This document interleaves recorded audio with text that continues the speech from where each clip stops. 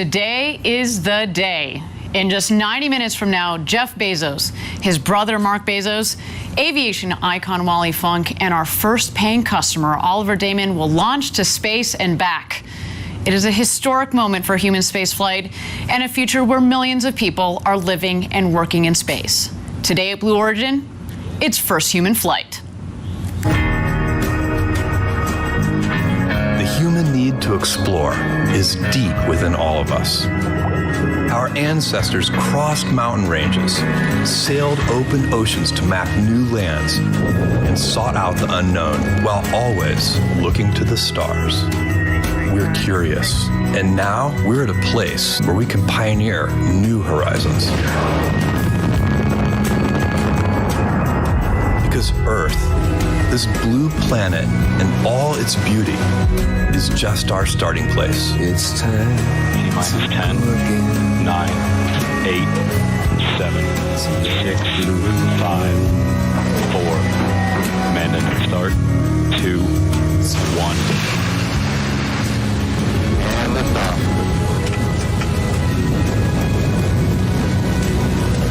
Oh yeah, look at her go. 5,000 feet and climbing. Now is the time to open the promise of space to all and lay the way for generations to come. When our descendants look to the stars, perhaps from a rocky moon or colonies floating in open space, they'll remember this time. When they reflect on where it started, they'll remember this place. And when they honor those first explorers who said, "Let's go," This is Blue Moon. they'll remember these bold steps. We are of Blue Origin. And this is just the beginning.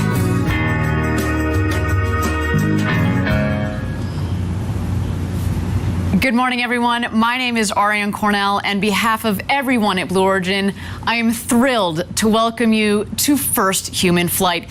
It's a big day here at Blue Origin. 4 astronauts will launch to space and back on board our new Shepard rocket, which has safely flown 15 successful consecutive missions leading up to today. Today's launch represents a number of firsts. This launch will be the first time a privately funded spaceflight vehicle has launched private citizens to space from a private launch site and private range down here in Texas. It's also a giant first step towards our vision to have millions of people living and working in space. All the accomplishments with New Shepard directly help the development of our orbital vehicle, New Glenn, and our lunar program, Blue Moon. We're a human spaceflight company at our core. And by building a vertical takeoff and landing rocket first, we've been able to scale that technology up. And you might ask, well, why did Blue set out to do this? Because we need to build a road to space. And it all starts right here. We'll talk more about how New Shepard is helping our other programs a little later in the show. But first, let's talk about who's on board today. This is our crew. In their flight suits with their first human flight mission patches, they have completed training and they are ready to go this morning. Right in the center, of course, is our founder, Jeff Bezos. He's dreamed of going to space since he was a little boy. Jeff will be seated in seat number 6, right next to the hatch. Jeff invited his brother Mark Bezos to join him on the journey. Mark will be seated in seat number 4. And since there are 2 Bezoses flying today, Mark's call sign is going to be Demo. That is an acronym for his kids' first names. And the other astronauts' call signs are going to be their last names. You'll hear that, of course, over the radio later today. In seat number 3 in the capsule, Wally Funk. Wally has been trying to get to space her entire life. And today, she'll surpass John Glenn, American hero, as the oldest person to reach space at the age of 82. Oliver Daemen, occupying seat number 1, will be the youngest person to have traveled to space at just 18 years old. He joins us from the Netherlands. So today, we have both the youngest and the oldest people to have ever flown in space. How about that? What a crew do we have for you this morning? Each of our inaugural crew will be receiving an exclusive Omega watch as a gift, which will fly with them on their historic flight to space. And each watch will be engraved with their name, the flight number, and a unique Blue Origin feather on the back, something to remind them of today's mission for years to come. This one, they've donated to me for the day, but sorry, Omega, you may or may not be getting it back. Sorry, not sorry, actually. Now, these soon-to-be astronauts have been down here training for a couple of days now. And the great thing about New Shepard is, since it's autonomous, just about anybody can fly on board. We designed it this way from the very beginning, so the people on board can sit back and enjoy the ride of a lifetime. Let's take a look of some of that training from the last 2 days. This training is meant to get you comfortable with the vehicle, get comfortable and familiar with the sights and the sounds, and learn how to maintain a safe mission. Again, it's autonomous. We're not teaching you how to operate the vehicle, and that's exactly what you're seeing here. You know, I actually recently went through this training, and I gotta say, the training is a lot of fun, very informative, but also, very importantly, you build these bonds with your fellow astronauts, and you create these stories together. Now, my crew of astronauts, A-S-T-R-O, capital N-O-T-S, astronauts, we were the fake crew. We called ourselves the prequel penguins because we were the last rehearsal crew, and we wouldn't be flying. But again, these are the types of stories that you walk away with. And, you know, at the end, after that training, I felt prepared to fly. And when I say prepared to fly, I felt confident in my own abilities to participate and enjoy the flight, but also confident in Blue Origin, the team, and most of all, this big, beautiful rocket that we built with safety at its core. It was a great experience, and obviously one that I highly recommend. But next time, though, I'm not just stopping at the training. I'm getting on top of that rocket. But while we have a moment here, I want to acknowledge the entire Blue Origin team who has made first human flight possible, so many of whom are following along today at watch parties across the country. The biggest one will be at our headquarters in Kent. There they are. It is early. Good morning, guys. They're going nuts already. I love it. I love it. Thank you, Team Blue. You guys are in for an amazing day. Amazing day. I love it. I'm not really a morning person, but you know what? This is a really good excuse to get up. Let me tell you, it's going to be a big day. All right, down here in West Texas, a little earlier today, our astronauts arrived at the Astronaut Training Center. And standing by outside the Astronaut Training Center is our on-the-ground correspondent, Caitlin Dietrich. Good morning, Caitlin. What is the latest?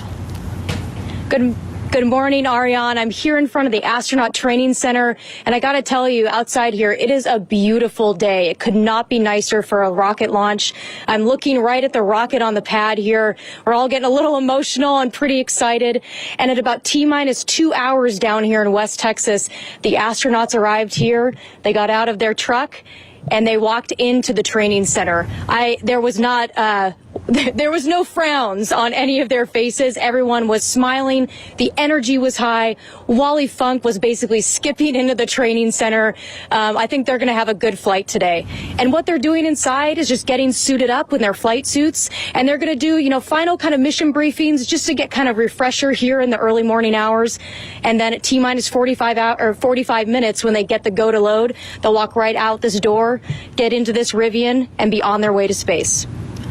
Thanks, Caitlin. I imagine Wally Funk was more like doing cartwheels into the Astronaut Training Center, and I highly expect her to be doing the same to the Rivian trucks. That woman, her energy is infectious, and she has all the reason to be excited today. As we said, she's been waiting her entire life to get to space. All right, we're going to be checking in with Caitlin a little bit later for more updates. But right now, let's turn our attention to the rocket. She's right behind me, just a couple of miles north from where I sit. Now, New Shepard is named after Alan Shepard, the first American to go to space in 1951.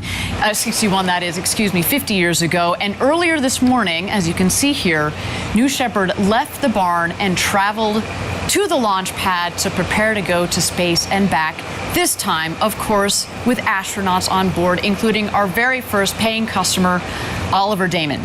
Now, back inside the barn there, I should note that we do have a second rocket, and we have had several paying payload customers on previous flights on that rocket. We will continue to fly future payloads on that dedicated rocket for that. The rocket that's over my shoulder here, that rocket will be dedicated to flying astronauts this flight and going forward for many more to come. This day here at Blue Origin is the culmination of years of testing, learning, and safely proving out the system across 15 successful consecutive missions. With that in mind, let's zero in on New Shepard, the importance of safety and redundancy, and how we got to first human flight. For New Shepard, we've been following an aggressive step-by-step approach from the beginning. The first time we flew New Shepard, we demonstrated every single aspect, re-entry, parachute deployment, and that mission was 100% successful for the capsule. M2 was about rolling in changes and trying it again. This time we stuck the landing, but we needed to show we could do it again. So that was what M3 was. For M4, we pushed the envelope, lighting the engine just seconds before it would impact the ground, and we perfected it at that time. In M5, we intentionally did not deploy one of the main parachutes, and it worked perfectly. We had done a pad escape test that the capsule can launch and escape if there is an accident on the pad. The M6 mission was about testing that at its most stressing condition.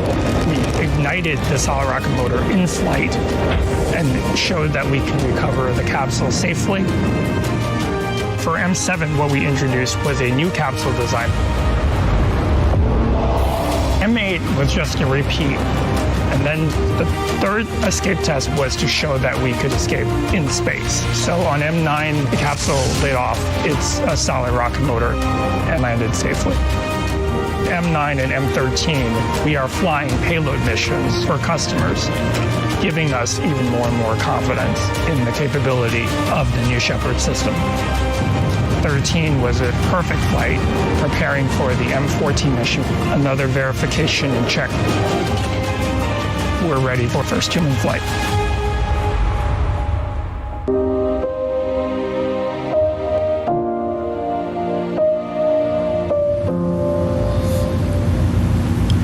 I love hearing from our top engineers, like the architect of New Shepard, Gary Lai, who's joined me here at the desk. Gary's been at Blue Origin for over 15 years and is part of the amazing team that built New Shepard. Gary, welcome. How's it going? How's your day? Anything going on? You got anything on your schedule? Yeah, I'm a little busy. Oh, okay. Okay, fair enough. Why don't we launch a rocket? What do you say? All right, let's do it. Well, while we got a little bit of time, why don't we get into some of this talk about the step-by-step process that's gotten us to today. So we talk at Blue Origin about our motto, Gradatum Ferociter, step-by-step ferociously in Latin. Talk to us about NS-14 and NS-15, the two prior flights with this same rocket. What happened, and why did we finally come to the conclusion it's time to put people on board? So, Ariane, the last two flights, NS-14 and NS-15, you could think of as full dress rehearsals for what we're about to do today. We used the same hardware, the same software, and even the same operational procedures as we're going to use today. Really, the only difference in today's launch is that rather than the astronauts getting out of the capsule at the last minute, they are going to stay on and they're going to enjoy the ride to space. So after those launches, we looked at all the data. We made sure that that hardware, that software, those procedures fulfilled all our requirements. We didn't need to change, and we came to the assessment that yes, we are ready. Fantastic. Now, again, you've been here for now 17 years, I think it is. You've been here since the beginning of the program, the original blueprints, the requirement building, all of that. Talk to me about how you guys approach safety and the safety philosophy that you took as you developed and tested and now are flying this rocket. So we believe this vehicle is very safe, and is not just the record of flight test, 15 consecutive successful flight tests.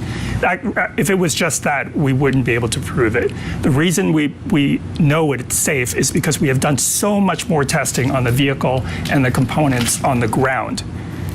in much more stressing conditions. Really what the flight tests tell us is what does the vehicle and its components have to, what are the normal conditions? And then on the ground, we test well beyond those conditions, really until we break it. So when we say it's safe, it's because we know it can take much more than it's going to ever experience in flight. Really, the flight is kind of easy on the vehicle. Fantastic. I want to turn our attention for just a moment to the next vehicles in our fleet of programs that we've got going on at Blue Origin, New Glenn and Blue Moon. New Shepard really is built into the DNA of those programs as well. We don't just stop with New Shepard. We're going orbital, we're going to the moon, we're going to beyond. Why don't you talk about how New Shepard supports those other programs?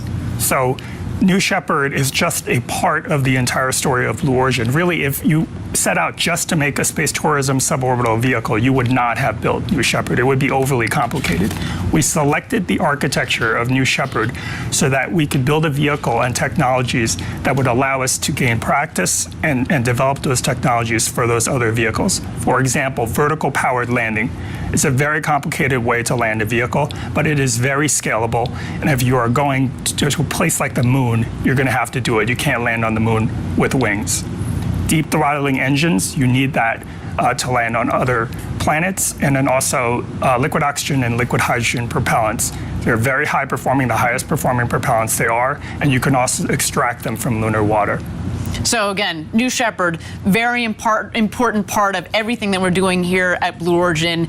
Of course, we're going to have an incredible suborbital tourism program. We've got a wonderful payload program with many customers who have already flown, but this is just the beginning of many great things to come at Blue Origin. Now, I want to go back a little bit and talk about, we were talking about safety just a second ago. Talk about redundancy. Backup systems, and in the case of New Shepard, backup systems to the backup systems to the backup systems to the backup systems. What is going on there? Because it goes beyond what meets the eye, right? Absolutely. So every system on the New Shepard vehicle that is needed for safety has one or more backups, many backups in a lot of cases.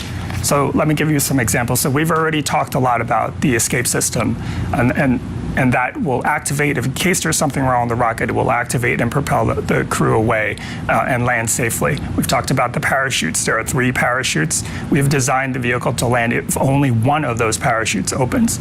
But that is just a start. Every valve on the vehicle, every mechanism, every battery, every sensor, every wire, every flight computer, everything on the vehicle has a backup, and in some cases, multiple backups. An incredibly redundant vehicle. Last question for you. Would you put your kids on board? We set out to design this vehicle for anybody, not professional astronauts, anybody with very little training. And that is a very hard problem. And yes, we have succeeded, and I would put my own kids on that vehicle. All right, one day, summer vacation in space. Thank you, Gary. Appreciate the insights. I look forward to seeing you back here later on in the show, and we'll get a lot more input from Gary Lai, again, the architect of New Shepard. And with that, let's take a breather, check out New Shepard on the pad as we tick closer to first human flight.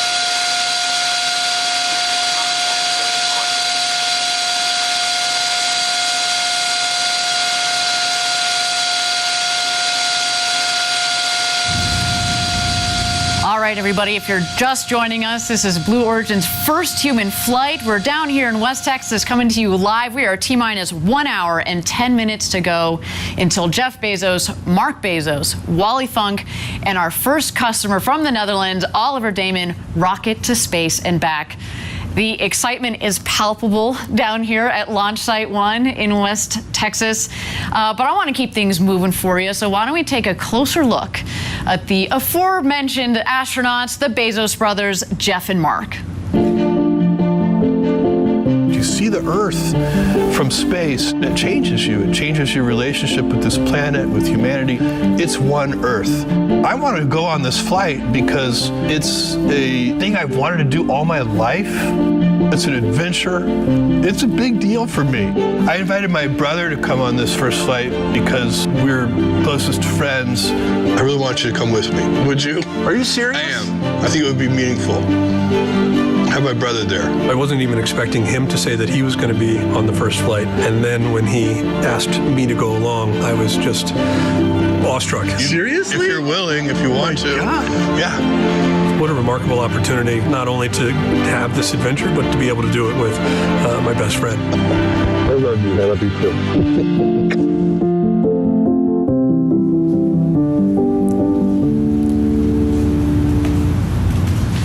What a cool story. Brothers sharing this historic experience together. Now, Mark has been part of the Blue Origin story from the very beginning. He's been with us every step of the way, and we're so excited to see him on this first human flight. You're taking a lot of us up there with you, Mark. But we're not stopping there. Second human flight and beyond are already in the works. And you know, since the auction on June 12th, I've had the good pleasure of speaking on the phone with many of the participants from the auction who now have been quickly filling up seats for the next several launches. Sales are open, everybody. If you're interested, send us an email at astronauts@blueorigin.com. And we're planning 2 more flights this year, and as we said, many more to come in the years following.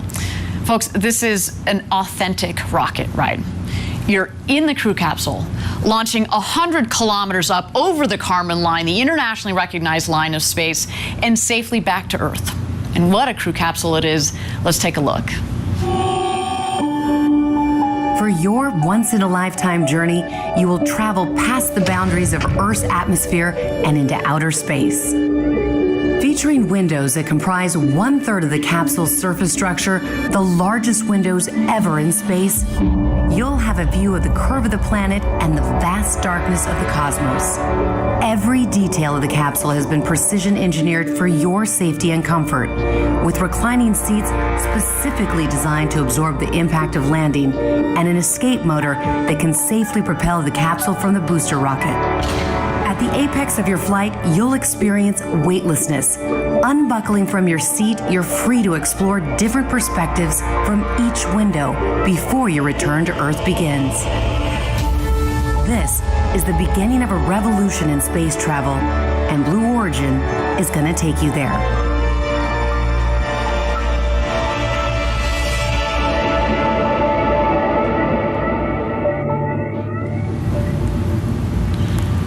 So yeah, our crew capsule is pretty sweet, very spacious. I should note that that crew capsule has 10 times the volume that Alan Shepard had on his flight to space. And of course, you notice those big, beautiful windows in comparison to poor Alan, who just had essentially a little porthole to look out of. Our astronauts today are going to get an amazing view. You know, today, as we mentioned, is just the first of many flights to come on New Shepard for that capsule. And let me tell you, as somebody who was at the recent live auction for the very first seat on today's rocket, people want to fly to space. We had nearly 7,600 people from 159 countries registered to bid, huge global interest. And it was just incredible to be in the room when the winning bid was called at $28 million. All that money went to Blue Origin's Club for the Future. It was truly a stunning day for which we are extremely grateful and extremely humbled. Now, for those of you that are less familiar with our Club for the Future, you might ask, what is Club? Club for the Future's mission is to inspire younger generations to pursue a career in STEM and to help invent the future of life in space. The Club and its collaborators are doing this in many ways, like sending student postcards to space on New Shepard and back, posted them flown in space, of course. They've also been establishing space-focused curricula and providing access to space on Blue Origin rockets. And just last week, Blue Origin decided to spread the love. Blue Origin and Club for the Future announced that these 19 nonprofit organizations you see on your screen here will each receive $1 million from the $28 million. incredible to see all of that money being used to help get the next generation excited about space. Why don't we take a closer look at Club for the Future, what it is, what it's doing, and where it's going. It's my generation's job to build the road to space so that the future generations can unleash their creativity. And one of the things that we have to do is inspire young people to build the future of life in space. We're from Blue Origin. We are going to be sending some postcards to space. The Club for the Future asks K-12 students to send us postcards with their dreams of the future. Mine says the future is only a tomorrow away because if we build the future, we have to do it a day at a time. That's really poetic. That's really cool. We're going to send those postcards to space in New Shepard. And then we're going to bring them back and mail them back to you. Let's take a look at some of these. These are fantastic. What a great drawing. It's time to verify. Nice. That's beautiful.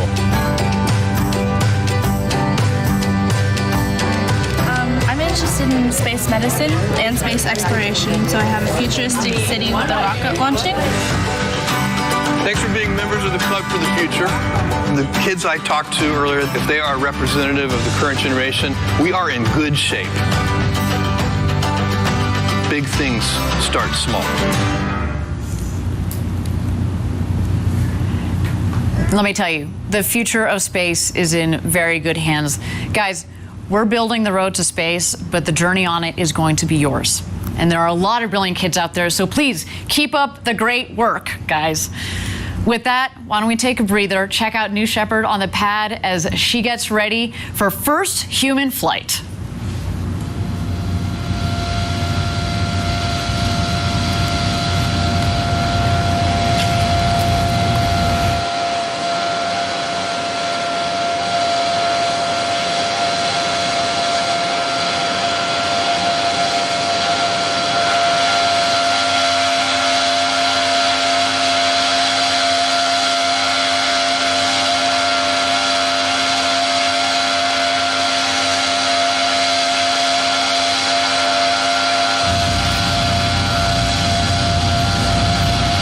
Thank you again, everybody, for joining us live from West Texas. We're here at just 1 hour and 2 minutes to go until launch. We are quickly approaching our first live glimpse of today's astronauts. They're going through their final preparations with crew member 7 before exiting the training center and heading out to the launch pad in their Rivian trucks. And now, crew member 7 is a role that gets its name from the New Shepard program. Though today's flight features 4 astronauts, future flights will take use of all 6 seats in the crew capsule. And crew member 7 is just that, the 7th member of each astronaut crew. Now, it's a 2-person role. And here's some footage, in fact, of Kevin Sprague and Sarah Knights, our current crew member 7s.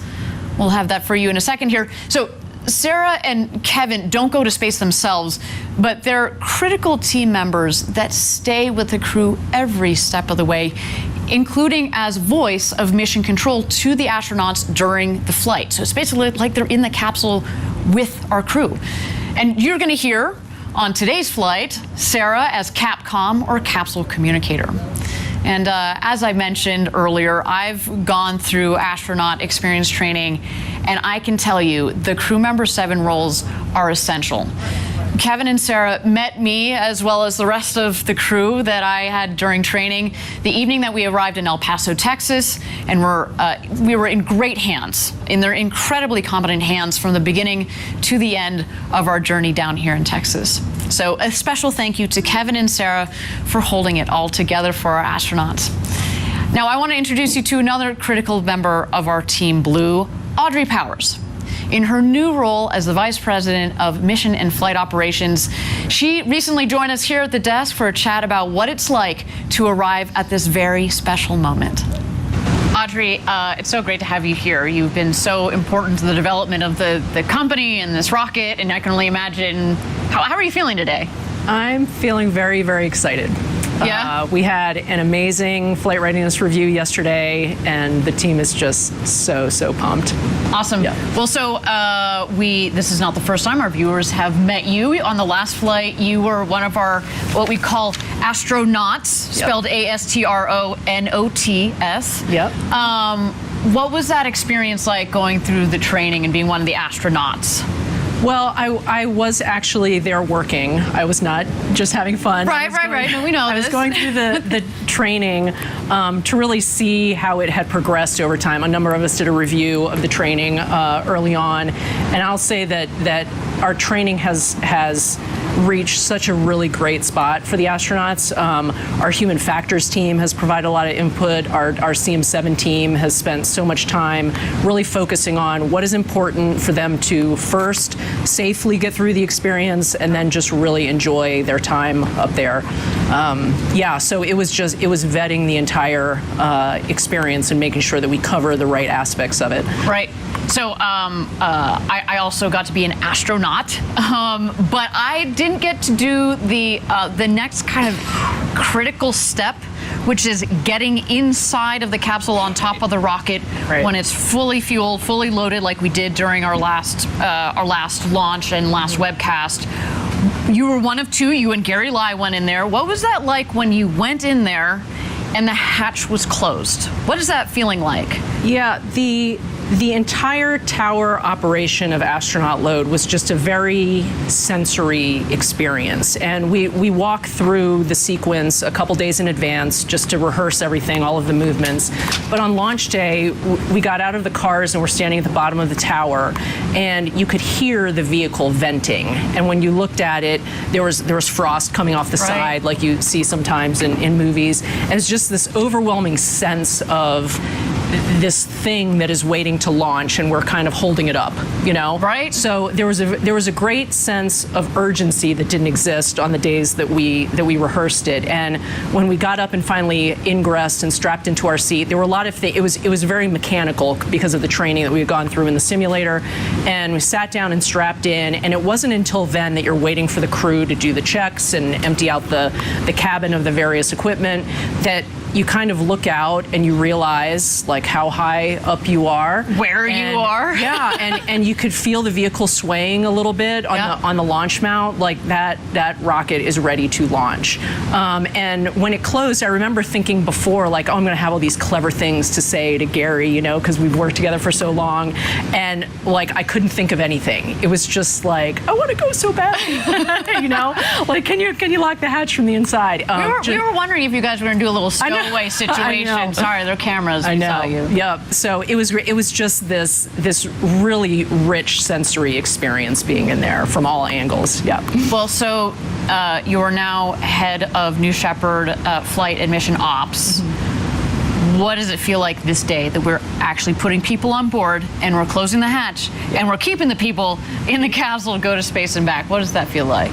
Well, we've spent, in recent weeks, we've finalized a years-long effort called our Human Flight Certification Plan. And it culminated in an extensive review, over the last month with external reviewers, and our FAA partners were involved. And it was the culmination of the entire program, years of work on this program. And I was so struck by how much work has gone into this across the years and across the disciplines, and the people in that room kind of finalizing all of these check boxes. It was just an overwhelming sense of the history that we had collected of this program, and I was before I came to this position in New Shepard, I supported New Shepard, and I knew the hard work that was going on in this program, but I have been so struck by just the professionalism and the bias for action and just the critical thinking that everyone on this program puts in. And I have been awestruck by people that I have been working with for years. I mean, I knew what great work they did, but being part of it and part of this team. I'm so honored that they, wanted me in this position, and that I'm participating in this now. Yeah. Well, Audrey, to you and to your team, to the whole Blue Origin team, thank you for all of your hard work. We cannot wait to see the launch, and Godspeed, New Shepard. Thank you. I can't wait to see it either. Audrey offers such great insight into New Shepard. She's also a pilot herself. Oh, and the chair of the Commercial Spaceflight Federation. She's had an incredible impact on space legislation and policy in some major ways, as well as a major impact on Blue Origin. So thank you to Audrey. She's kind of busy today, so we're very proud to have had her on stage just a couple of days ago. All right, we're at T-minus 55 minutes to go until launch. Let's go ahead and check out New Shepard as she gets ready for her flight today to space and back with our first human flight crew.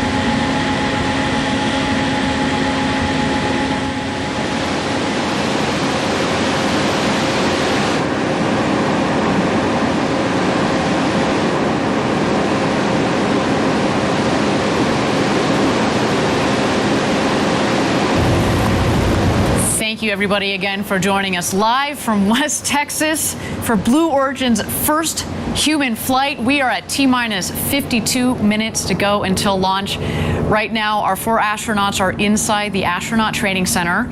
We are waiting for them to exit to get in the Rivians, and then we will be waiting for a go for astronaut load-in. I can already hear the helicopter above that's going to be following them on their way out.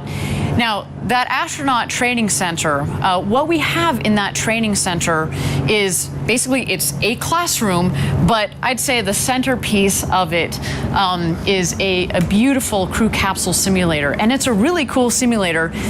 Some of you may have seen in the past, we've had a mock-up that we've been able to take to various events. But the simulator that's in the astronaut training center is kind of a step above, a step beyond, because in it we are able to simulate the sounds, the vibrations, the full crew screen and alert system that we have for every single seat. And so during the training, you spend a lot of time, of course, understanding, with crew member 7, understanding the general New Shepard system, all of the procedures, ingress, egress, and getting to know the Blue Origin team. But you do spend a lot of time in that crew capsule. And as mentioned, we go through these simulations of the flights and of all sorts of different scenarios so that our astronauts feel comfortable, as we said, so they can sit back and kind of enjoy the ride. enjoy this incredible experience. They've got these huge windows right next to them. We want them to be focused on that view, focused on feeling the G's as they come on. You know, you're in these beautiful, nice, soft, reclined seats that disperse the G's. It's a wonderful experience. And that simulator, we run these scenarios. We've got full audio, we've got full vibration, and it's a really critical component of the training program, let's say.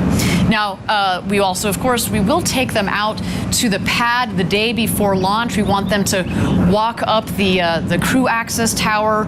You'll see it's hidden a little bit in that shot there on the left there, but that is the safety shelter.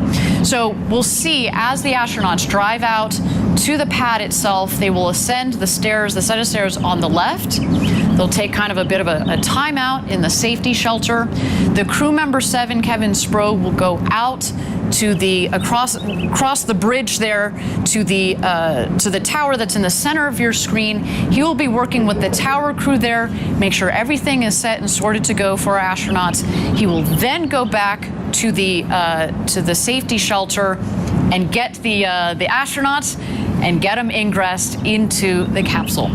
The astronauts right now, though, they are in the astronaut training center. Again, we are waiting for them to emerge shortly here. We are at T-minus 49 minutes to go until launch.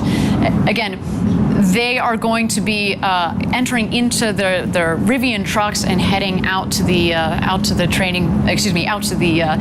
launch pad. This will be our first glimpse of the astronauts. We're going to see those shining smiles of theirs. I'm sure they're trying to contain their excitement. You know, you've got that excited energy that, of course, they are controlling themselves. Although, again, let's be honest, Wally Funk doesn't control her excitement. I'm, as I said, fully expecting her to do full somersaults and cartwheels on her way into the Rivians. And why don't we just wait here for a moment as we wait for those astronauts to emerge.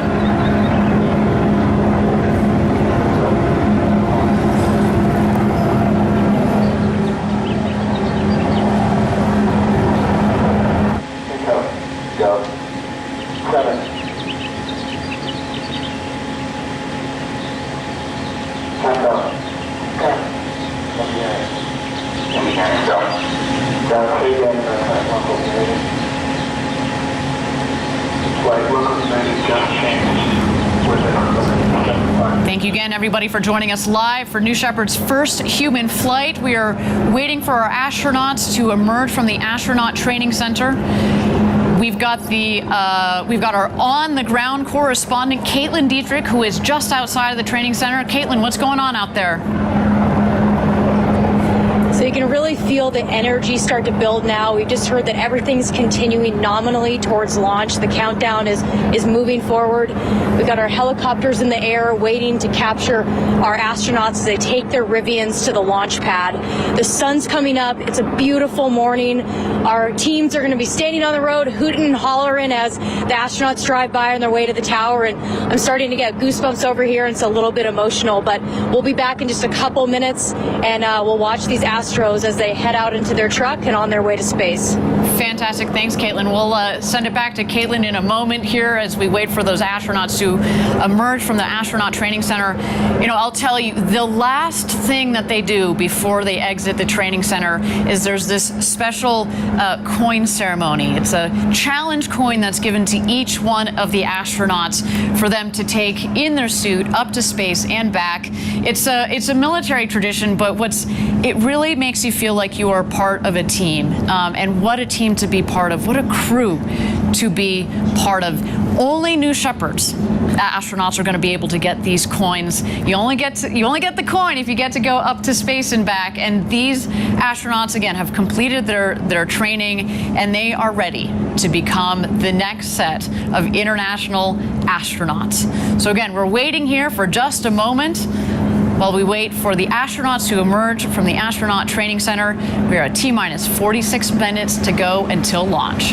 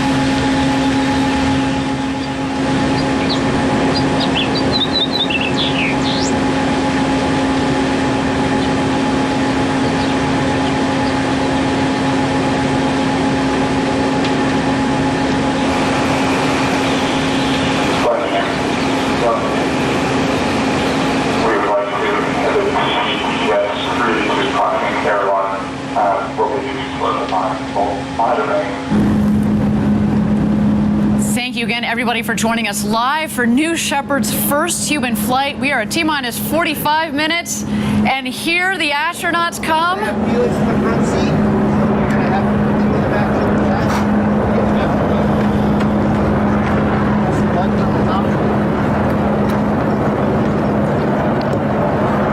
There you see Jeff Bezos in the foreground, Oliver Daemen stepping into the Rivian. Crew member 7, Kevin Sprague, there on the right. As well as Wally Funk. What a moment for her. At the age of 82, she will become the oldest astronaut to have ever flown into space.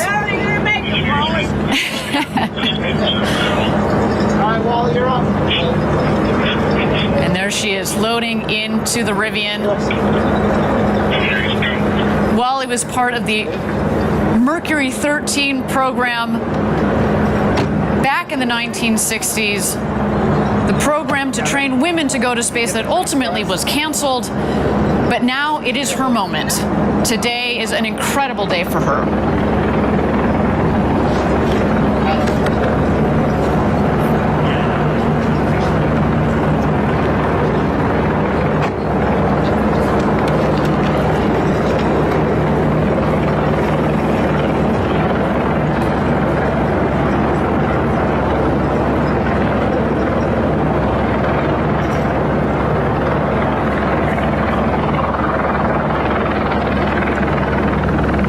Now we're going to be waiting for mission control to get a go for astronaut load out to the pad. That's when the Rivian will start heading out towards the pad. They're actually going to pass right behind me here. I'm certainly going to give them a wave. They then will pass mission control, get some last-minute love from our team there, as well as their families. And then they will head down the road to space to the launch pad. And we'll go for load in. There they go, everybody.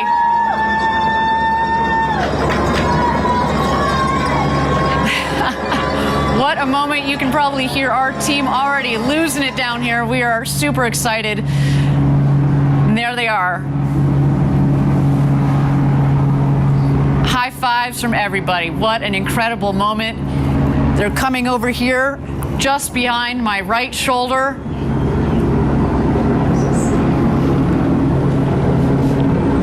A moment we've been waiting for here at Blue Origin. So much hard work has led to this moment. How exciting. Wally Funk, the Bezos brothers, Oliver Daemen, our 4 crew members are heading out to the launch pad. There they go. See you guys. Oh my gosh, they are in for the flight of a lifetime. And just a couple yards to my left here, that is mission control, and here they go passing by mission control. There you see Jeff Bezos waving to the team.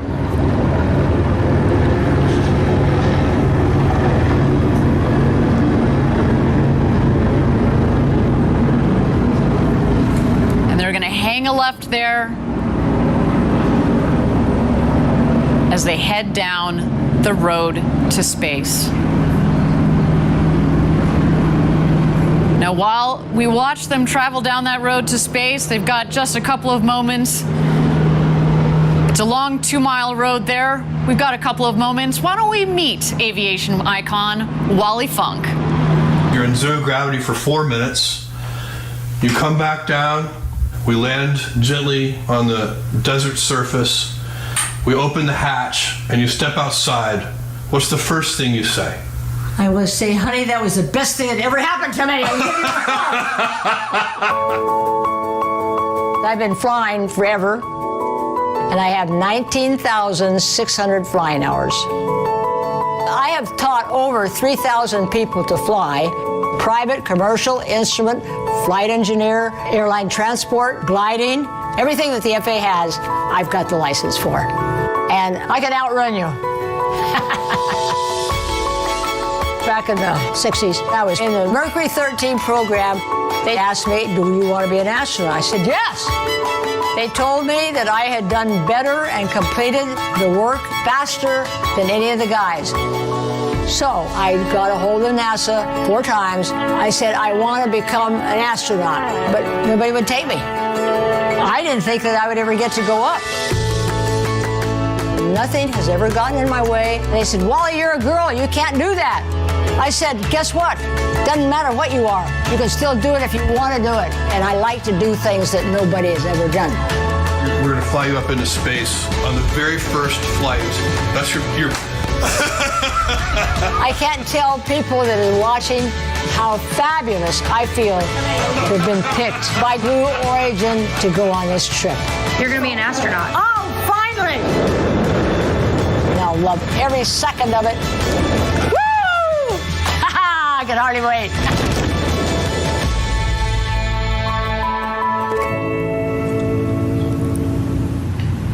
We are just so thrilled and frankly honored to help Wally Funk finally realize her dream of going to space.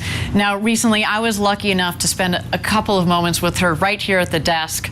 Why don't we take a look? Wally, it is a pleasure to meet you. As a fellow pilot, you are an inspiration, so thank you. You don't know how great it is to meet you, that you are a pilot. I want you to go fly more in that glider and jumping. Oh, well, that's great. And hopefully follow in your footsteps and go on New Shepard one day. Absolutely. Oh, I mean, yes. So, Wally, you've waited a while to go to space. A silly question, but are you excited? No, not at all.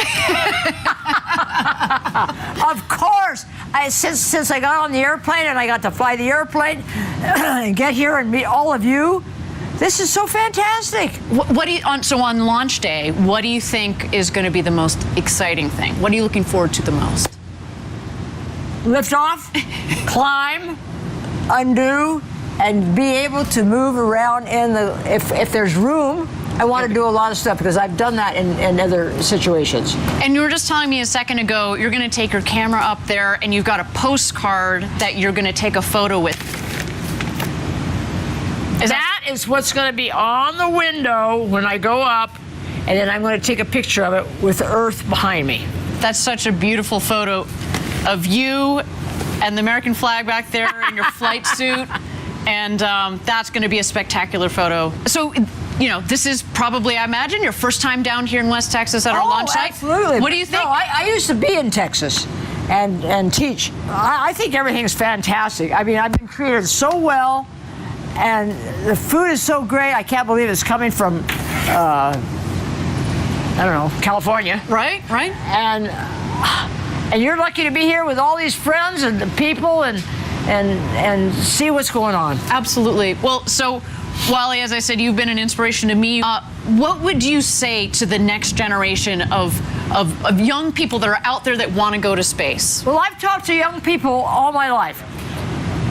How many of you girls and boys want to fly? Well, not many raise their hands. I said, well, I tell you what, get your parents to take you out and give you a flight. Right. That's what my parents did at 7 years old. And if you like it, you'll continue on. And if you don't, you might continue on because something's going to be in your heart that's going to want you to do that. I cannot wait to see you go to space. Thank you for being with us. It's a pleasure to have you. Thank you. Thank you, honey. So yes, as you just saw, Wally Funk is the real deal. I was doing my best to contain my fangirl moment there because she, again, is an inspiration to so many people around the world, and myself included. We see here that the astronauts are starting to ascend the crew tower. There's Wally waving. She's leading the crew. Gary, welcome back. It's good to have you back here at the desk to get you to help with the play-by-play here. We just saw a moment ago that they drove around the ring road, stopped, took a photo because, of course, you know, we're memorializing this moment as best we can for these astronauts. They so deserve it. So going up the tower, we've got Wally, then it looks like Jeff Bezos, his brother Mark, and Oliver Daemen. They're heading up to their rocket. Now, while we have a moment here, I do understand that Caitlin Dietrich is standing by at Mission Control. What's going on outside Mission Control, Caitlin? Hey guys, Caitlin here. I'm with Jarrett Jones, the head of our New Glenn program here.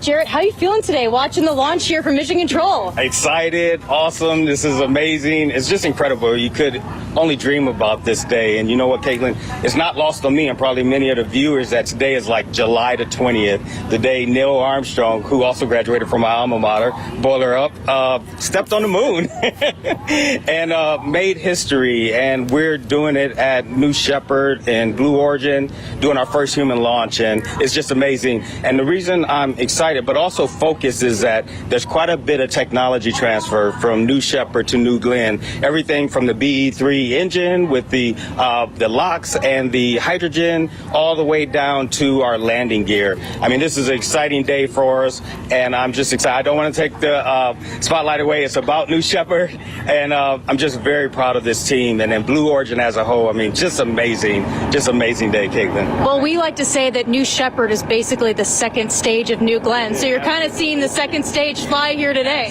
Absolutely. New Shepard was built and designed for scalability, and we took advantage of it in New Glenn. So it's amazing feat that we're doing, and just proud to be here. Just glad to be here, Caitlin. So smart. It's the epitome of our step-by-step approach, as you hear us say. And I want to pan back to Mission Control. We've got a lot of our team here on the porch here. Hey, guys!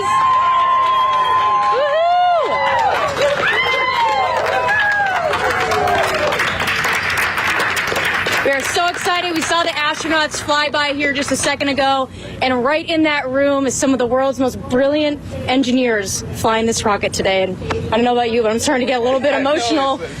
So back to you, Ariane, and we'll see you after launch. Woohoo! Woohoo! Thank you, Caitlin. Enjoy the launch. Jarrett Jones, enjoy the launch. Everybody out there outside of Mission Control, as well as in Mission Control, enjoy the launch.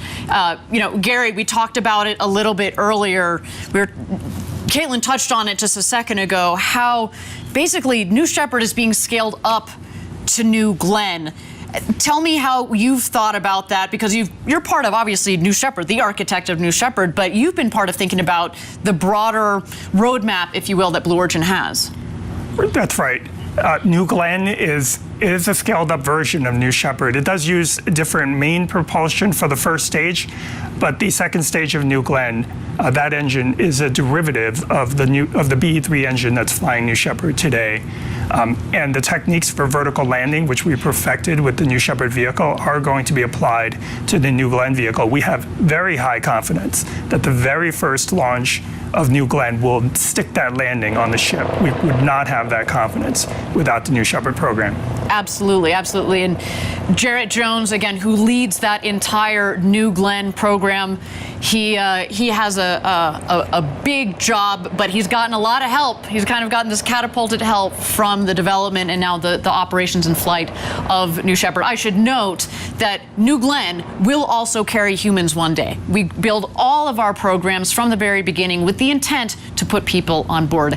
And talking about astronauts and people, we just saw them enter into the astronaut safety shelter. I would like to highlight one thing, which is, Wally was saying that she could outrun you. She was the first up those stairs and first in the astronaut shelter. So no lie, that Wally Funk, she's got quite a bit of energy. She's 82. But I'm convinced every time I read that it's a typo, that she's actually 28, because, again, that woman.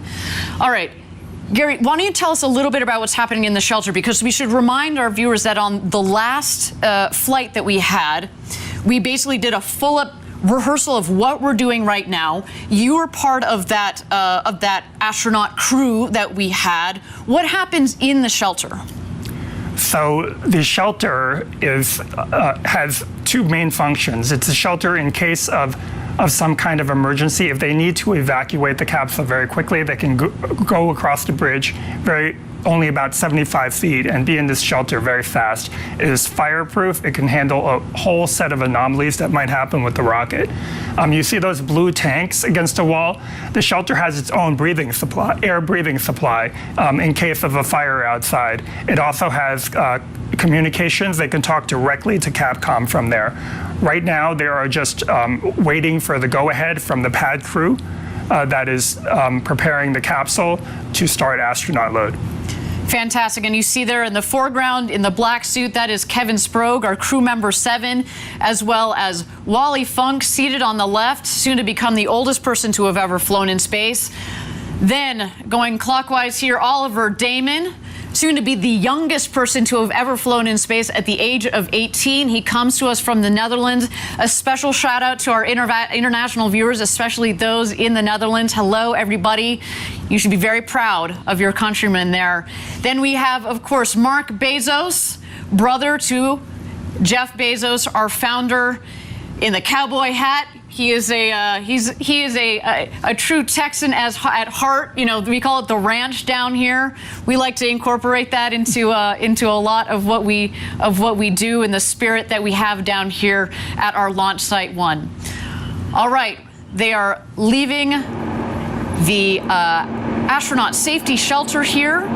Let's watch as they prepare to cross the bridge.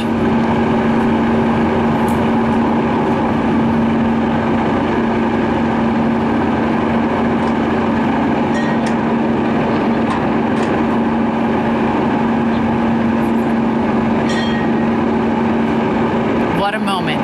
Jeff Bezos, Mark Bezos,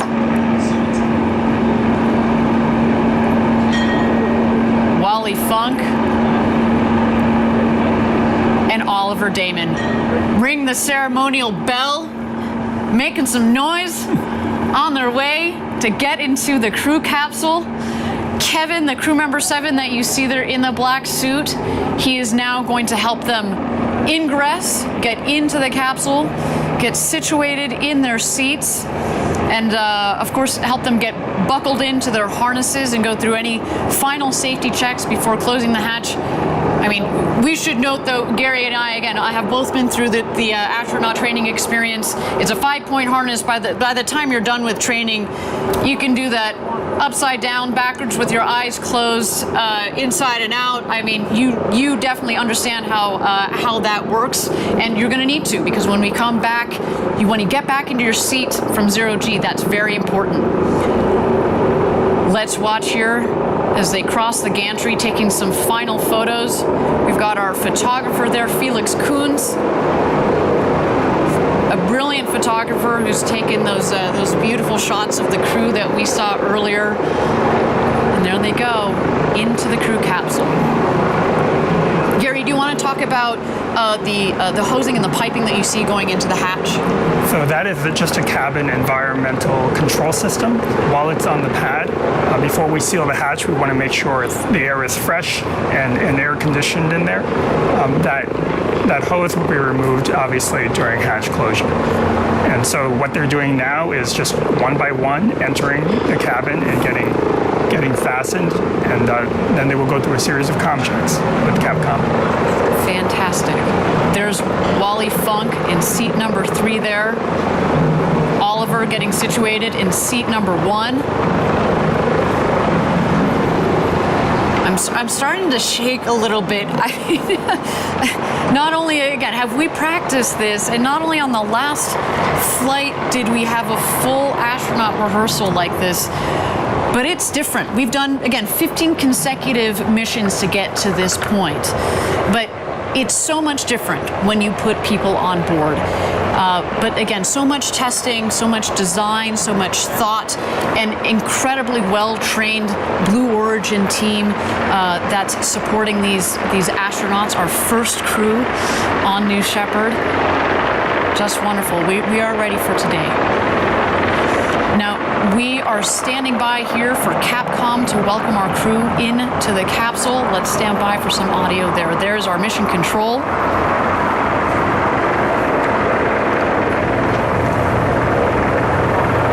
And Sarah Knights.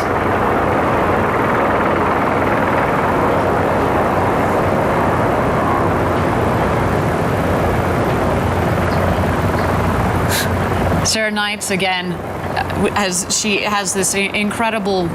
I have you loud and clear, 7. How me?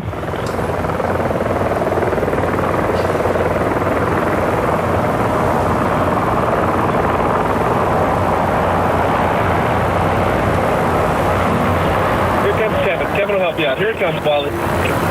I can see it's jammed in there. Don't keep pulling on it. Thank you.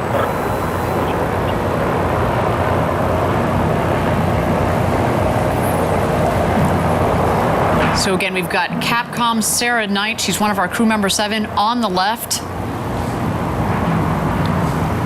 Our 4 astronauts are loaded into the capsule.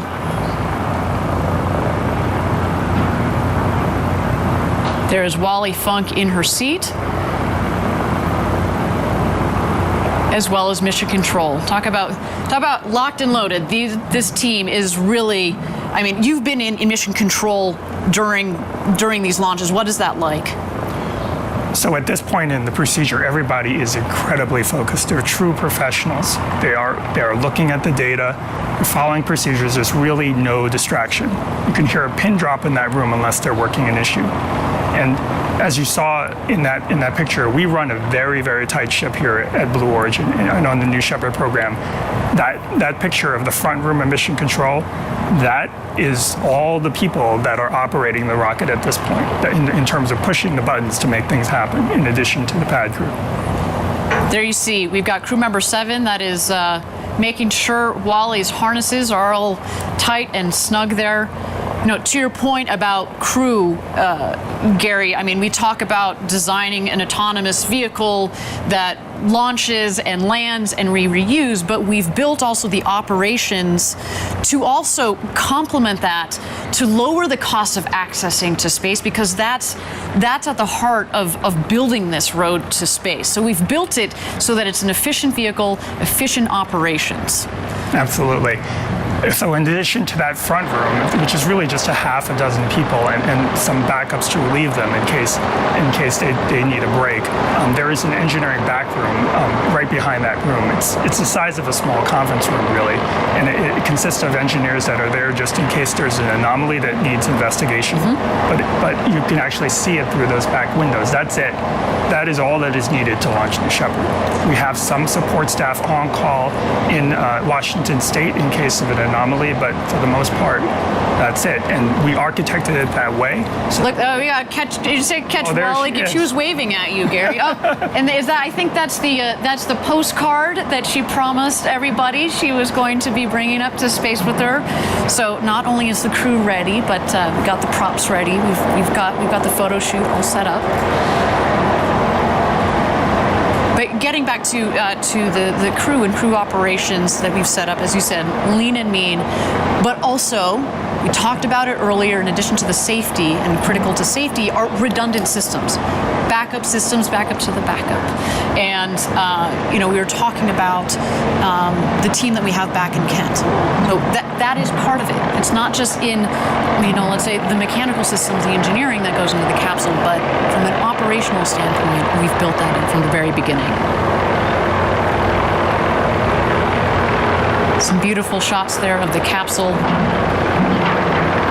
So the window with the white square there, that is Wally Funk. To the left, that is Mark Bezos, Jeff Bezos' brother. And in fact, to the left of him, a little harder to see off of that other window, that will be Jeff Bezos. And Oliver Daemen on the other side of the hatch, he's also harnessed in, ready to go to space, ready to become the youngest person to have ever flown in space. Again, he comes from the Netherlands. So beautiful. Again, as we talked about at Blue Origin, we really want to open up this experience to the world, and it's so wonderful that he is not just representing the next generation, but also more flags as we fly to space. Standing by here from Capcom. New Shepard, this is Blue Origin Mission Control. Good morning, astronauts, and welcome aboard the RSS First Step. Let's get things started with a comm check. Astronaut Oliver, how do you read? Astronaut Oliver, how do you read? Blue Control, astronaut Oliver, loud and clear. Copy. Astronaut Wally, how do you read me? Wally, how do you? Wally, push the button and answer. How do you push the button until you can hear good? Oh, boy, that's clear. Copy, Astronaut Wally. Astronaut Demo. Blue Control, this is Astronaut Demo. I have you loud and clear. Copy. Astronaut Bezos. Blue Control Bezos, I read you loud and clear. Thanks for everything, Sarah. We appreciate it. It's my honor and my pleasure. All right, astronauts, we are at T-minus 21 minutes and counting. As we proceed, I'll keep you updated. For now, just sit back and relax. Fantastic, and there you heard it. All 4 astronauts are ready to go to space. They just had a quick comms check with Sarah Knight on Capcom, one of our crew member 7 there. You heard all 4 astronauts are jazzed. You know, Wally there was, I'm sure she's a bit distracted again. We've said this before. She has waited over 60 years from the days that she was part of the Mercury 13 program to go to space. That program to get women into space was canceled. But you know what? She is canceled no more, everybody. She is going to space. Such an honor to be able to help her realize this dream of going to space after so long. What a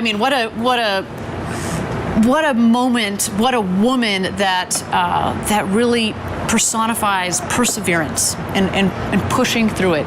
All right, and here we go. We are closing the hatch. Gary, do you want to talk a little about what happens when you close the hatch? Obviously, it's a pressurized vehicle. What does that mean with regards to closing the hatch there? So the hatch has a double seal on it. There are 2 sets of seals. So what they're going to do when they close the hatch to make sure it is properly sealed is they're actually going to pull a vacuum in between both of those seals and make sure that vacuum doesn't decay. And that checks the integrity of both seals. Fantastic.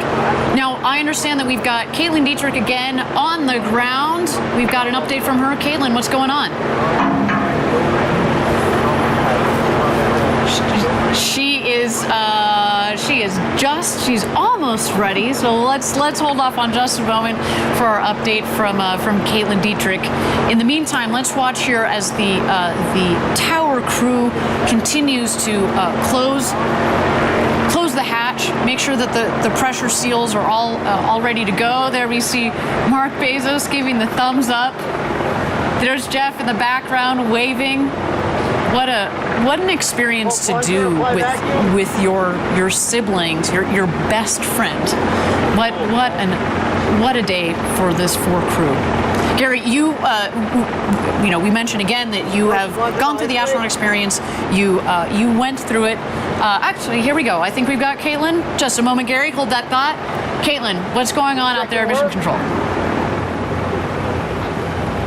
Hey everyone, so basically we've actually left Mission Control, the porch, and now we're at what we call fallback 3. It's on basically the entrance to the road to space, and right here is where the astronauts drove by. They went all the way to the tower. You can probably see it there in the very distance. Here we just closed the hatch and everything's looking nominal. And basically what's going to happen is once the capsule is under parachutes, we have a convoy here right behind us that's going to be racing out to get that hatch open and celebrate after their victorious flight to space. So that's what we're all preparing for here after their 11-minute flight. So we're pretty excited. Wonderful. Thank you so much, Caitlin, for that update. Gary, so you, as we were just closing out that question, so on the last one, you actually were in the capsule, right? You and Audrey Powers, who we talked to a little bit earlier in the show, were in the capsule when they closed the hatch. What does it feel like at this moment? It's actually quite tranquil. After the excitement and all the helicopters and ingressing and that adrenaline, you have a moment in the capsule now to reflect. When the hatch is closed, it's actually pretty quiet. You've got hearing protection in just in case. You can still hear Capcom, but you have a moment to reflect. The fact that you're seated, reclined in a seat next to a window, directly next to a window that is so big, you can just turn your head and feel like you're floating right on the edge of the rocket. And then we've designed it that way so that when you're actually in space, you don't have to turn your head. You can look right out and have the sensation of actually being outside. And it also kind of adds to the voluminous feel of the capsule. We said earlier it's 10 times the volume that Shepard had on his flight, but but it is big, and the windows make it look big. That light acoustic padding make it look big, and then once you're floating up there in space over the Kármán line in 0G, it kind of adds a third dimension to it. Yes, we wanted that spaciousness. We wanted that sensation of floating. Really, if we were able to do it, we would have made the entire capsule transparent. That is kind of a cool idea. Is that for the next iteration? You working on that? Is that in secret? All right, we're not going to release that information on our webcast, but stay tuned, everybody.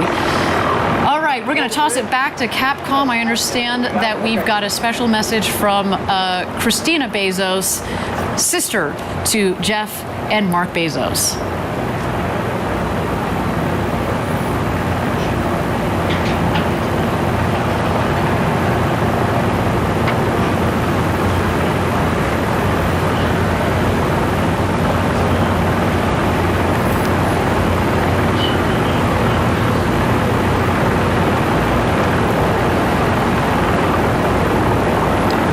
First up, Blue Control. On that note, Jeff and Mark, I have a special message from you from your sister Christina.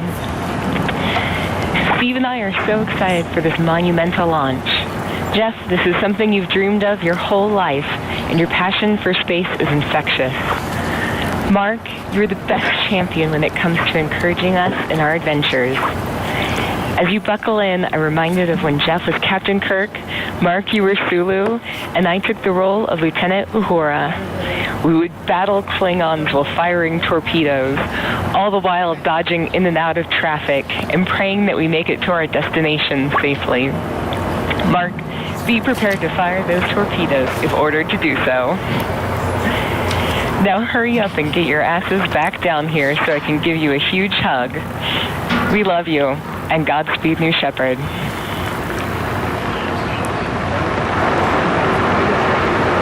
And there it is, beautiful message from Christina.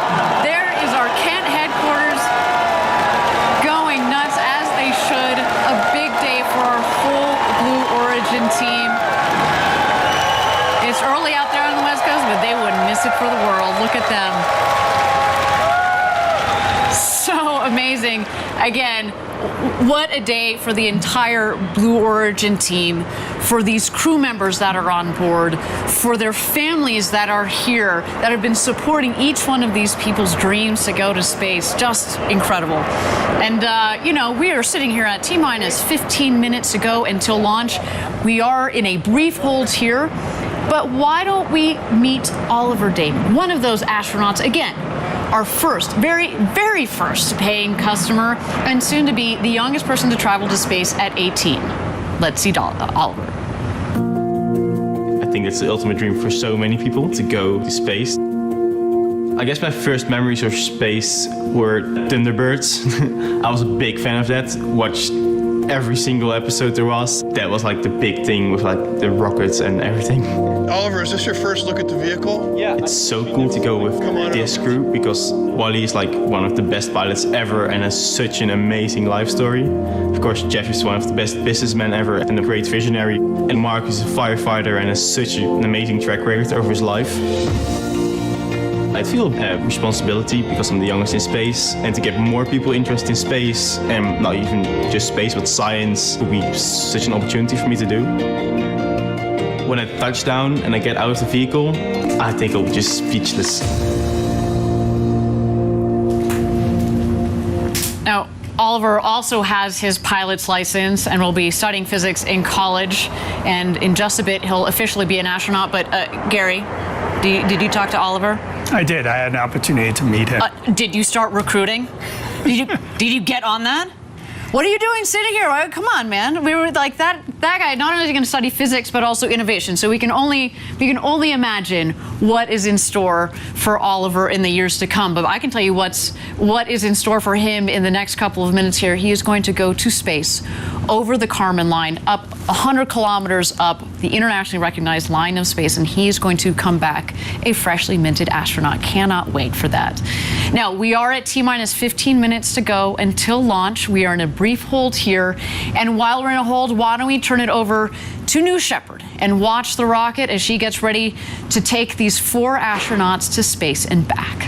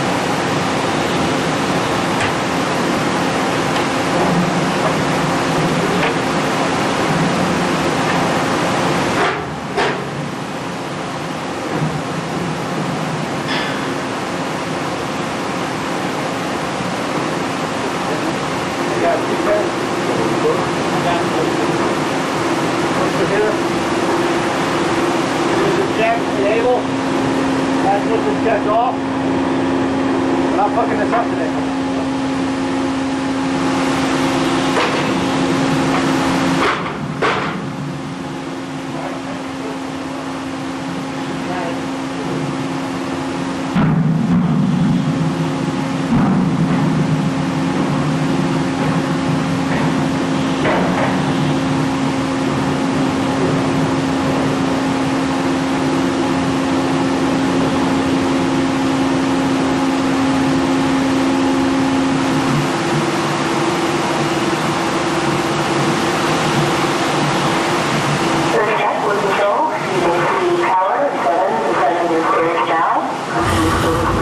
Everybody for joining us live from West Texas. We are here at T-minus 15 minutes to go until launch. We are in a brief hold. We've got our astronauts that are loaded into the capsule. You saw there just a moment ago, we had Oliver Daemen on the left, in the left window. To the right of the hatch is our founder, Jeff Bezos. Coming around him is Mark Bezos, and on the opposite side of the capsule is Wally Funk. And again, we're just here in a brief hold, but while we have a moment, let's throw it back to the pad and catch out some of those shots of our astronauts as they get ready for their flight to space and back this morning.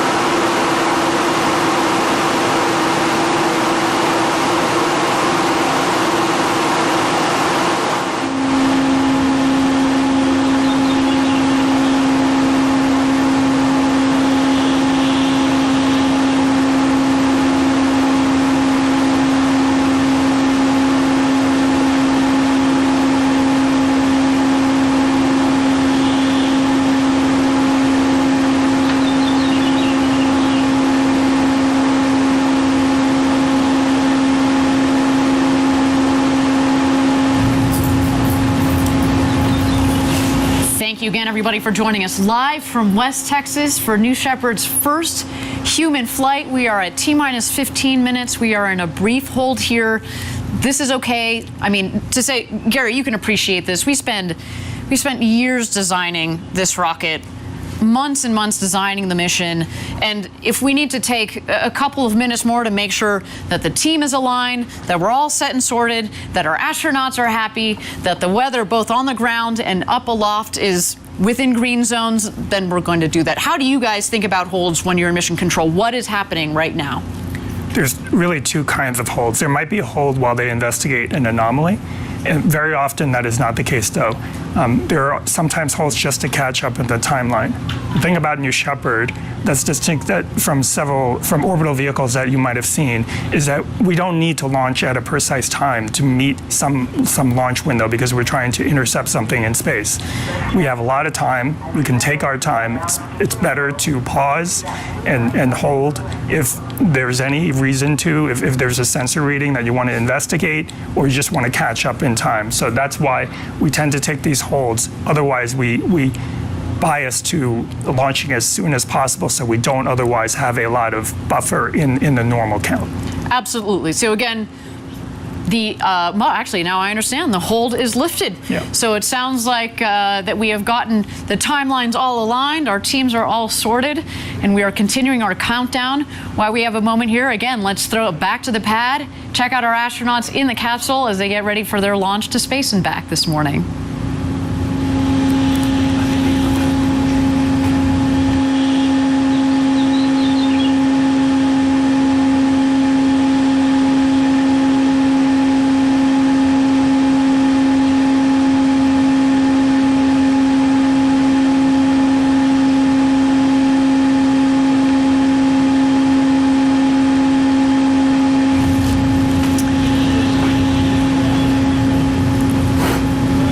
everybody. We are at T-minus 14 minutes and 5 seconds to go until launch here. Got goosebumps going already. Again, the adrenaline is building and the energy is building up here as the clock ticked down. And while our astronauts and our teams are going through the final checks with our crew member 7 and the launch team, let's talk about seeing Earth from space and how it changes you. And we're very fortunate here at Blue Origin to have several NASA astronauts that are working with us, and they've logged hundreds of hours in space, and they offer a keen perspective on what our first human flight astronauts are just minutes away from experiencing. I find it's very interesting that people can look at a picture of Earth taken by an astronaut, but they don't get that change inside that actually being there in space gives you. It is one of those things that you kind of have to do. The perspective from space is a really fantastic one. You can see things that you never thought you'd see from Earth. It really can't help but change your life. It changes your perspective. Having that kind of an experience makes you feel smaller. You really do come back with a sense that the Earth is a closed environment. Everything we have here to eat, breathe, drink, it's all traveling together. And looking at the blackness of space and looking at the surface of the Earth and seeing that almost nothing separates those two. All of humankind is on this one small rock, protected by this thin, fragile little layer of air. It makes you realize that the planet is, in fact, a giant spaceship traveling through space that's home to 7 billion of us. And I think every astronaut who goes to space is changed by it in some way. They've actually documented a change in core values in almost all astronauts from before the flight to after the flight. And as millions and millions of people begin to get this experience, I think the knowledge on Earth and a different understanding about our planet will gradually occur. The experience of something that changes who you are on the inside. It's very powerful. It is so memorable and so unique that people walk away speechless.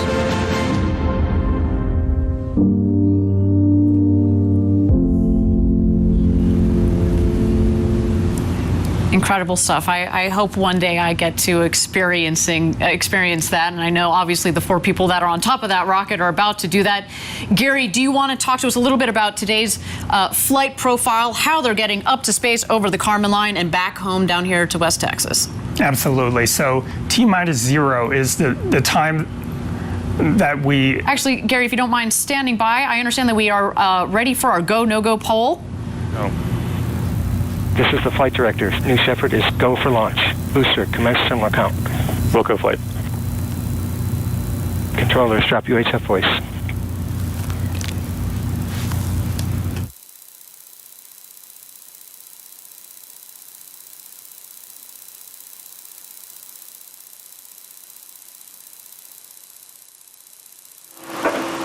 Enabling onboard power.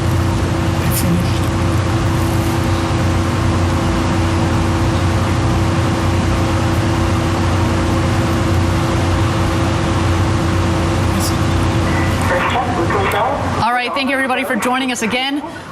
Sorry about that. We got so caught up in the flight profile and the perspectives from our NASA astronauts. We just caught the tail end there of the go no go poll. But I'm hearing that we're looking good for flight today. So let's get back into that flight profile, Gary, that you were telling us about here. Again, how are they getting up to space, over the Kármán line, the internationally recognized line of space, and then back down here to Earth in West Texas? Okay, so T-0 is actually not the point of liftoff. It's when we send the command to start the engine. It lifts off about 7 seconds later. It will ascend for about 2.5 minutes and then shut off. It goes through what we call Miko, main engine cutoff. About 20 seconds after that, the capsule will separate, and that's when the fastened seatbelt light on their panels will turn off, and they'll be able to float around the capsule for 3 to 4 minutes. During that time, both vehicles are still ascending, and they will ascend above 100 kilometers. The Kármán line today, we're headed for about 105, 106 kilometers, and then start their descent. The capsule, the booster will actually re-enter first. It's more aerodynamic. Before it hits the atmosphere, it deploys wedge fins on top to stabilize it, and then uses those aft fins to steer back over the pad. Just over the pad, about 20,000 feet above, it deploys drag brakes to slow itself down, and then restarts its engines just seconds before hitting the ground to slow itself down to a soft landing. The landing legs will come out just seconds before landing. It might do 1 or 2 maneuvers to make sure that it's over that pad, and then it will touch down softly. Meanwhile, the capsule will continue its flight. The astronauts will strap back in before hitting the atmosphere, get back in their seats. There'll be thrusters that will stabilize the capsule just to prevent it from rocking too much, and then parachutes will deploy about 10,000 feet above the ground. First drogues will fire, and those will extract the mains. And then finally, a landing will occur on a cushion of air, which will fire just about 6 feet off the ground. Fantastic, and you know, we've mentioned this before on previous webcasts that the dirt down here, it's like talcum powder. It goes everywhere, and so when we have that air cushion that fires, it really kicks up the dust. But again, they're coming in at just about 1 or 2 miles an hour. It's a really nice, soft landing. And again, Gary, we confirmed we are go for launch for first human flight on New Shepard.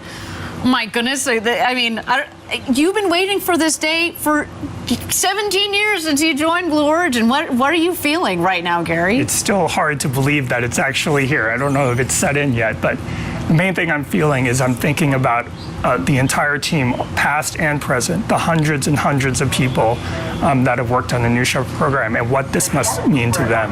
Absolutely. It's, you know, we talked about the team here. It's a lean and mean team, obviously, but each one of those people has contributed so much to this program. It's again a special shout out to all of our Blue Origin team members watching around the world. Now, for the others that are watching around the world, if you want to experience space flight for yourself, if you want to do what Jeff and Mark and Wally and Oliver are doing today, and you're serious about it, send us an email at astronauts@blueorigin.com. We're open for ticket sales to send you all to space. What just an incredible, incredible day. And you know, we're so lucky to have this particular crew on board today, Gary. And I feel like, you know, not only do we have this beautiful story about the Bezos brothers that are going up, and Wally and Oliver, soon to be the oldest and the youngest astronauts who have ever flown into space. Oliver, that's representing our international friends out there, taking the Dutch flag to space.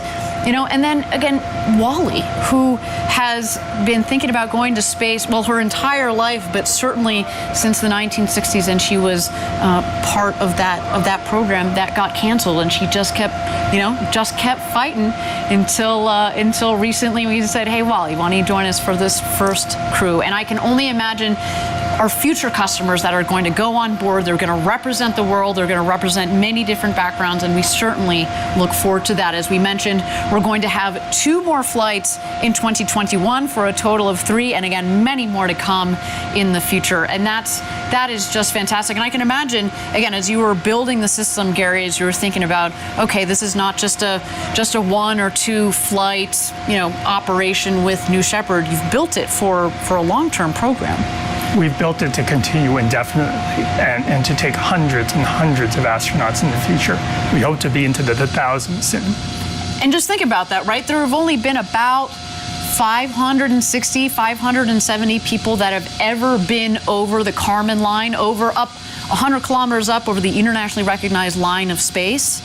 And today we're going to add 4 more to that list, which is so cool. Yes, and someday in the near future, we will be over 570 just on the New Shepard program. Can you imagine? Are you going to go up? Absolutely. You going to go up with me? Sure. You in, man? Awesome. Okay, we are T-minus 4 minutes and 20 seconds to go until launch. What an incredible moment. Let's check out New Shepard on the pad here. We are awaiting, the rocket is going to go into some last-minute checks on the vehicle. At T-minus 2 minutes is when the vehicle, we throw the show over to her.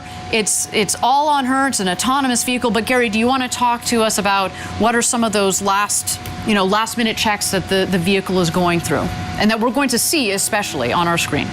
Right, so as you mentioned, the last 2 minutes are auto sequence, and that is executed entirely by the vehicle itself through an automated checklist. You'll see a couple of things. There will be things that you don't see, such as sensor checks, pressure checks on the tanks, radio checks. All hundreds and hundreds of different checks will be stepped through in this checklist. But what you will see is the hydraulic system spooling up, which will wiggle the engine gimbal as well as the aft fins. They're not only wiggling those surfaces, but they're making sure that there's no stiction and they travel smoothly.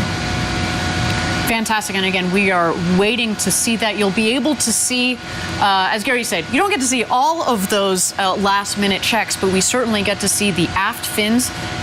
As Gary mentioned, those are the fins at the base of the vehicle. There are 4 of those.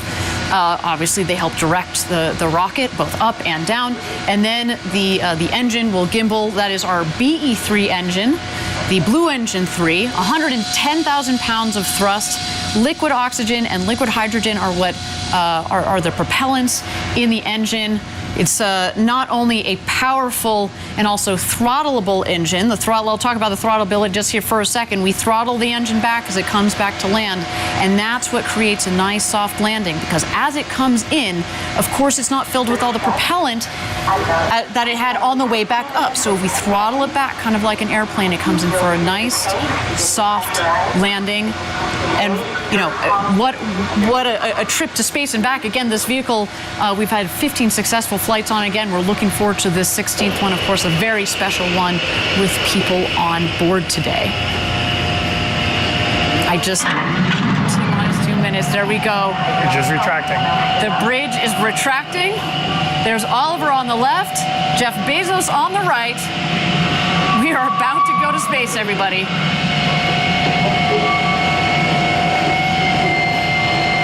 We are in auto sequence.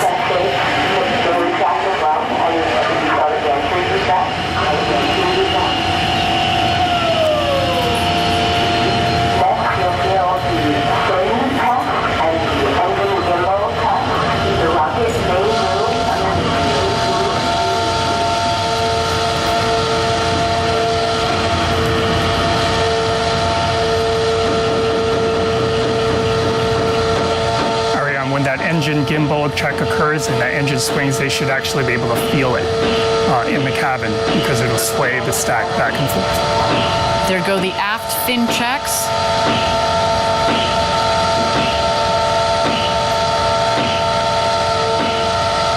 There you see the engine gimbal check just peeking out at the base of the rocket.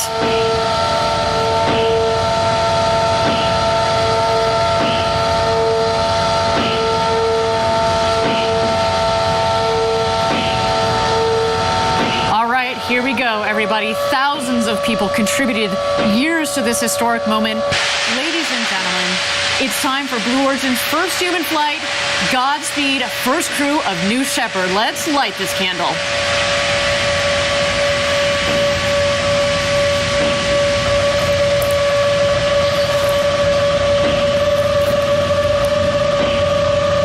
T-minus 16, guidance internal. T-minus 10, 9, 8, 7, 6, 5, 4. Command engine start. 2, 1.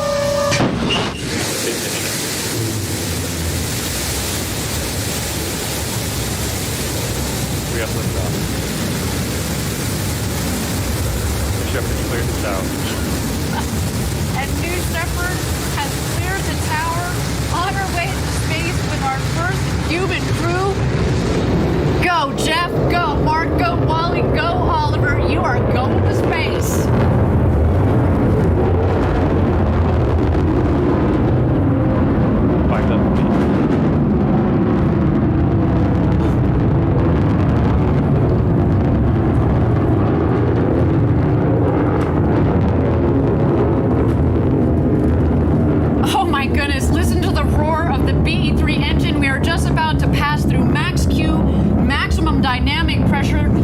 The stresses on the vehicle are at their maximum.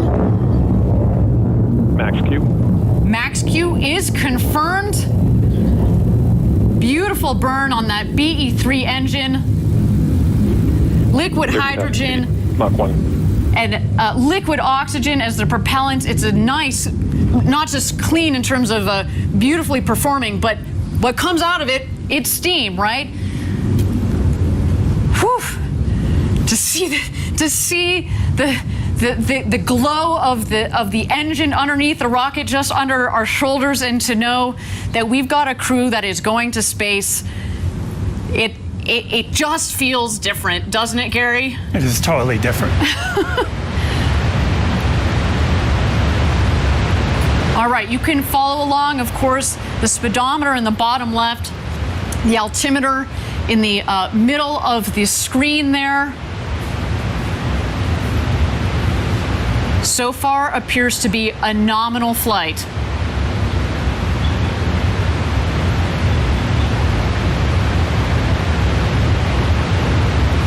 All right, coming up here on Miko, main engine cutoff. That will be followed shortly by separation. And at that point, after separation, we're gonna let the astronauts unbuckle and take in the freedoms of zero G. There is Miko, main engine cutoff. A beautiful shot down the New Shepard rocket. Look at that view.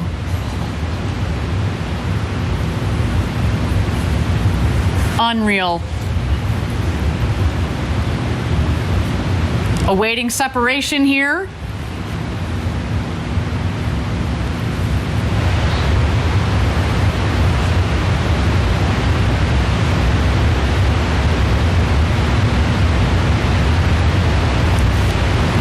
And here we are. You can start to see, stand by. You're going to see the separation of the capsule from the booster itself.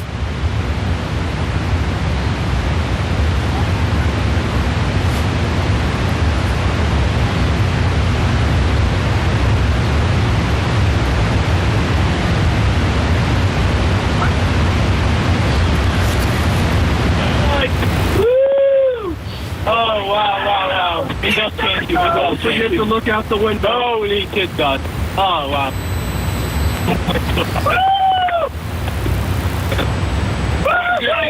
Don't forget to get upside down.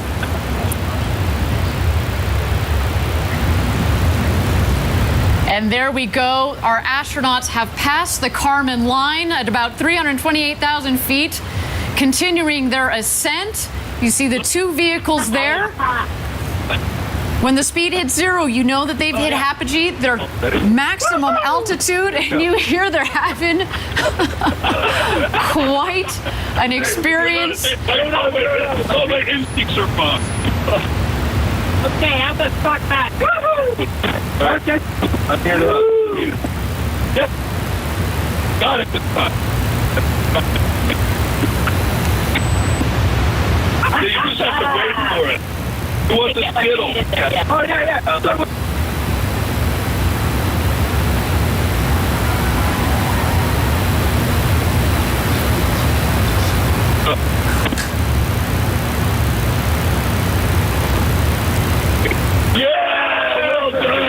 Wait.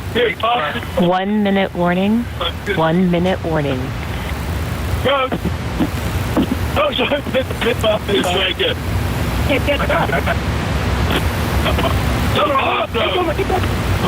So good. Get that one? Got it. Let's see if I can see the boost. Yeah. Little bit. I cannot. Oh, wow. You got to take a moment to do that. Okay, get in. We got to get in.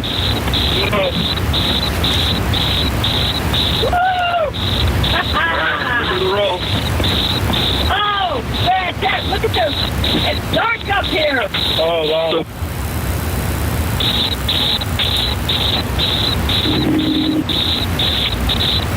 2,000 miles an hour. Everybody in? First step, status check. Astronaut Oliver. Oh, my word. Oh, wow. Let's go more. Oliver, status check. Oh, sorry. Blue Control, Oliver, status perfect. In seat. Copy, astronaut Wally. Wally. Blue Control, Wally is in seat.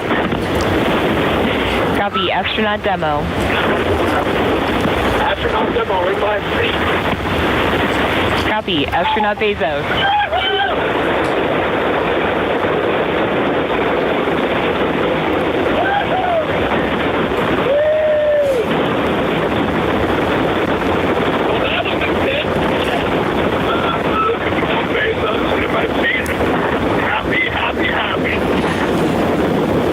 Copy.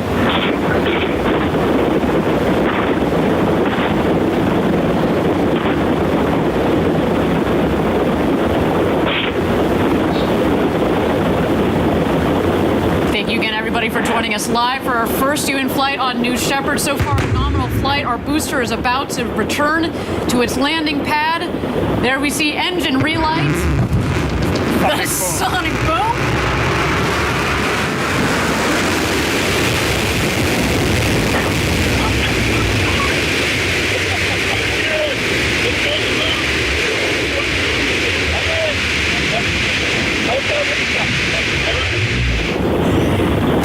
And booster touchdown. Welcome back, New Shepard. A beautiful rocket that provided a beautiful flight to space. First up, your booster has landed. Booster landed. Blue Control Bezos, that's great to hear about the booster.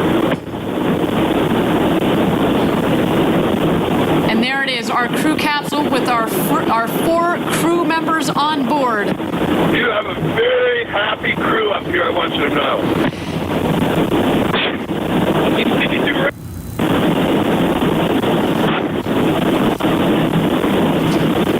Oh yeah, I see blue. I see the big barn. Stand by drogues. Stand by drogues. Stand by main. Stand by main.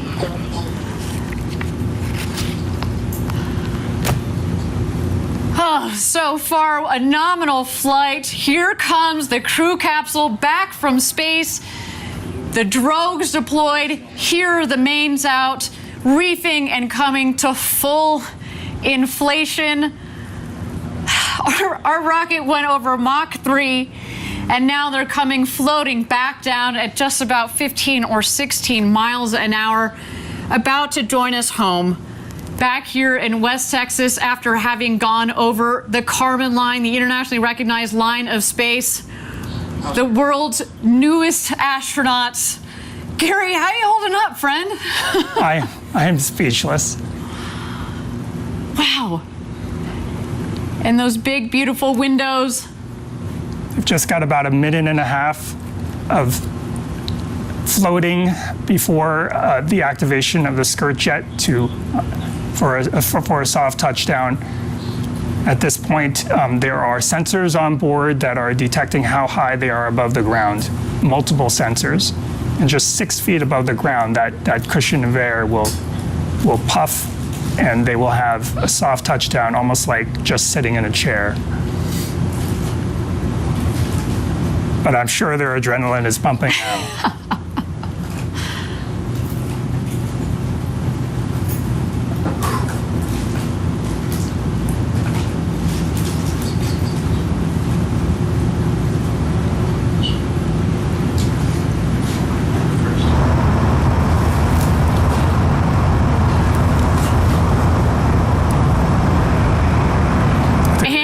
Touchdown. Welcome back, New Shepard's first human crew. What a flight. Welcome back to Earth, first step. Congratulations to all of you. What a day, what a day. Very happy group of people on this capsule. We're so grateful to everybody who made this possible. Thank you. Blue Control, Oliver, thank you so much for everyone there. It was amazing. It was amazing. Copy first step. You have a very happy Capcom here as well. Let's do a status check. Astronaut Oliver. Control, astronaut Oliver, status correct. Copy. Astronaut. Okay. Copy. Astronaut Demo. Astronaut Demo, I am unbelievably good. Copy.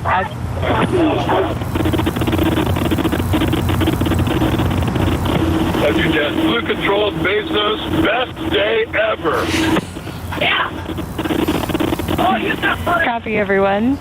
Go ahead and remain in your seats. Crew member 7 is on their way. Shortly, you will hear the capsule off-gassing.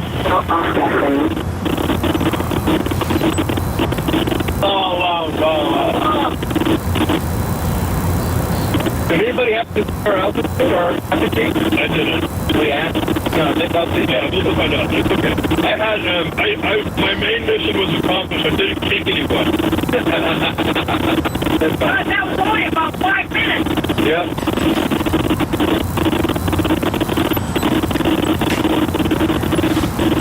First up, Blue Control, your apogee was 351,210 feet. Blue Control, you can say that in meters. 50.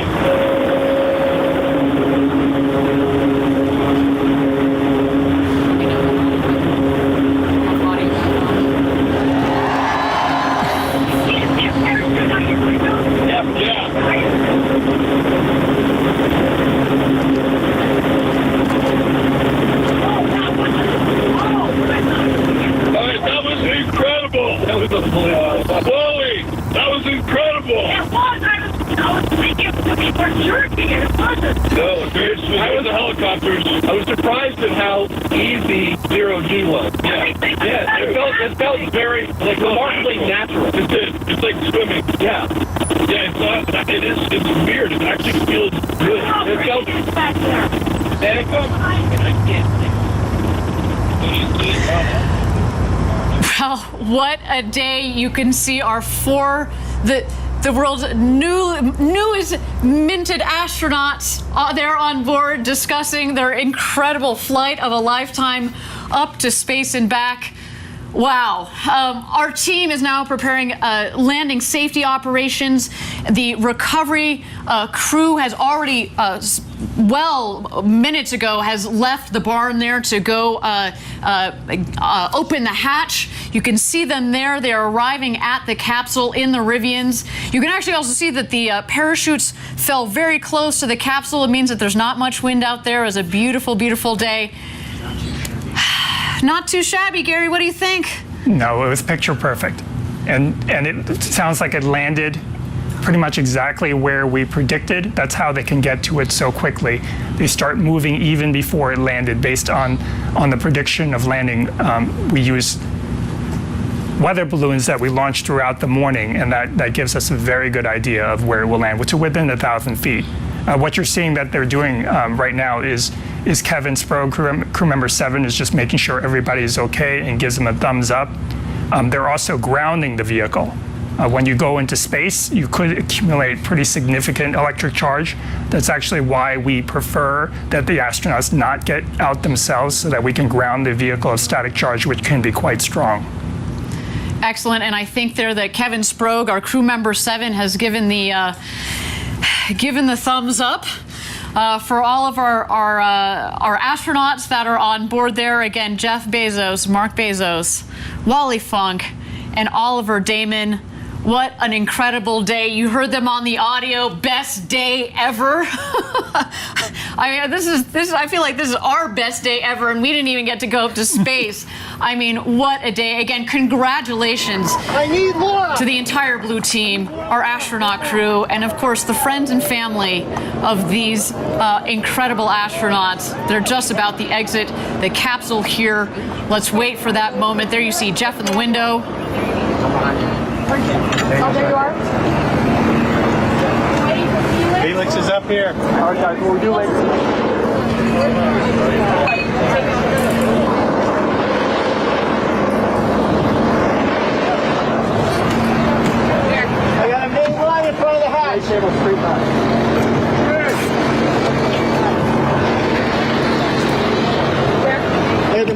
parachute line in front of the hatch.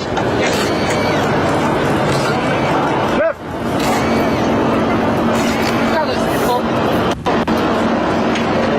Okay, take the side, take the side. Pump on the bush. You're just moving one of the main parachute lines to make sure it doesn't snag the hatch when it opens. And there's Jeff. Thumbs up.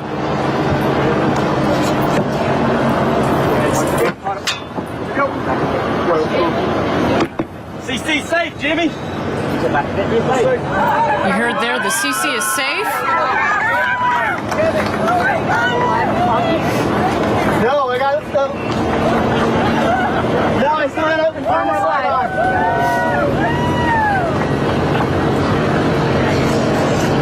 Confirm. Okay, so you can go live.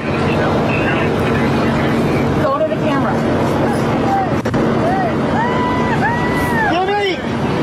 Jimmy! Gary, the architect of New Shepard, congratulations to you, man. Congratulations. Give me a hug. This is just, ugh. What a day. Again, thank you everybody for joining us live for our first human flight of New Shepard. Our 4 astronauts went to space and back, topping over 350,000 feet, well over 100 kilometers. They've come back down safely. We're just waiting here for egress. Our crew is going to get out of the capsule and meet their families back here on the ground. Of course, their families that have provided so much support since they were little kids and dreamt of this to this day and this moment. Okay, where's Christina and Mar? Let me know when everybody's there. We got me doing Mar and Mary. Get in here, Mar. All right, Caitlin, you ready? Family, are we ready?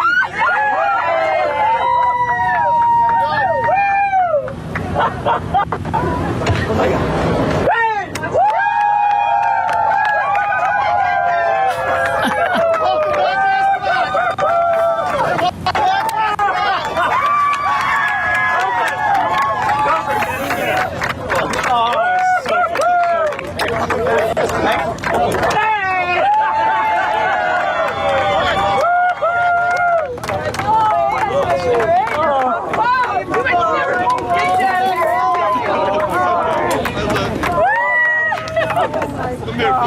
Oliver!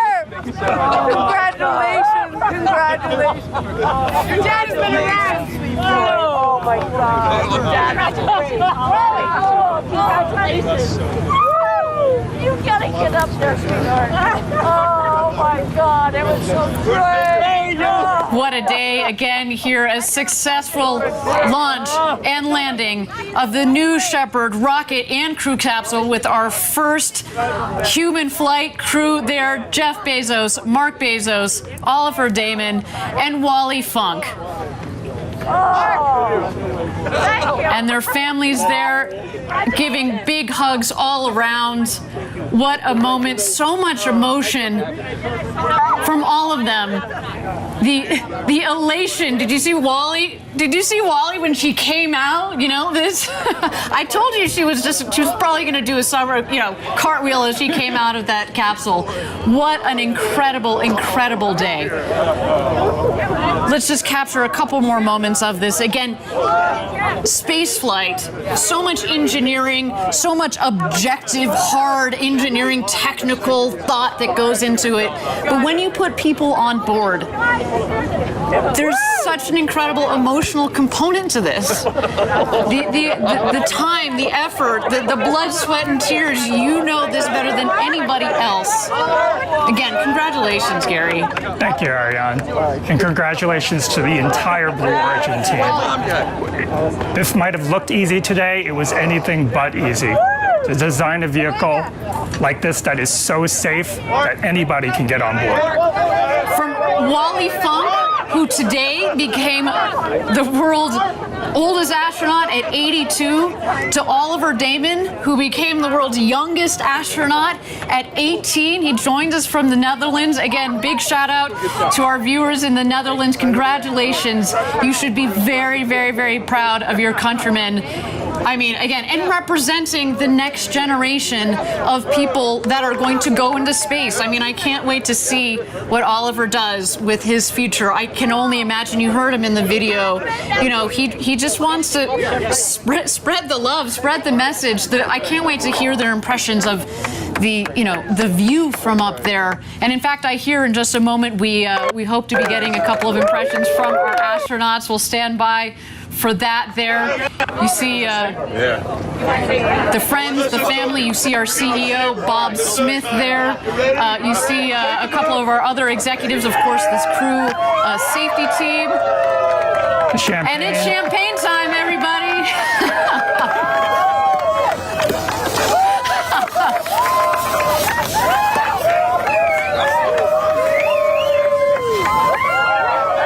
It's the only proper way to end the space flight. Exactly, the only proper way to end a space flight with a champagne shower.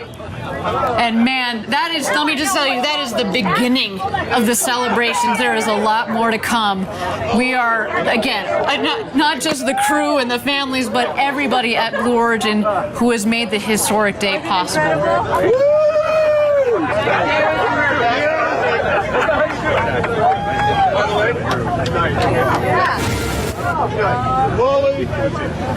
Oh, there's a big hug from Jeff to Wally Funk. Yeah, but you did it.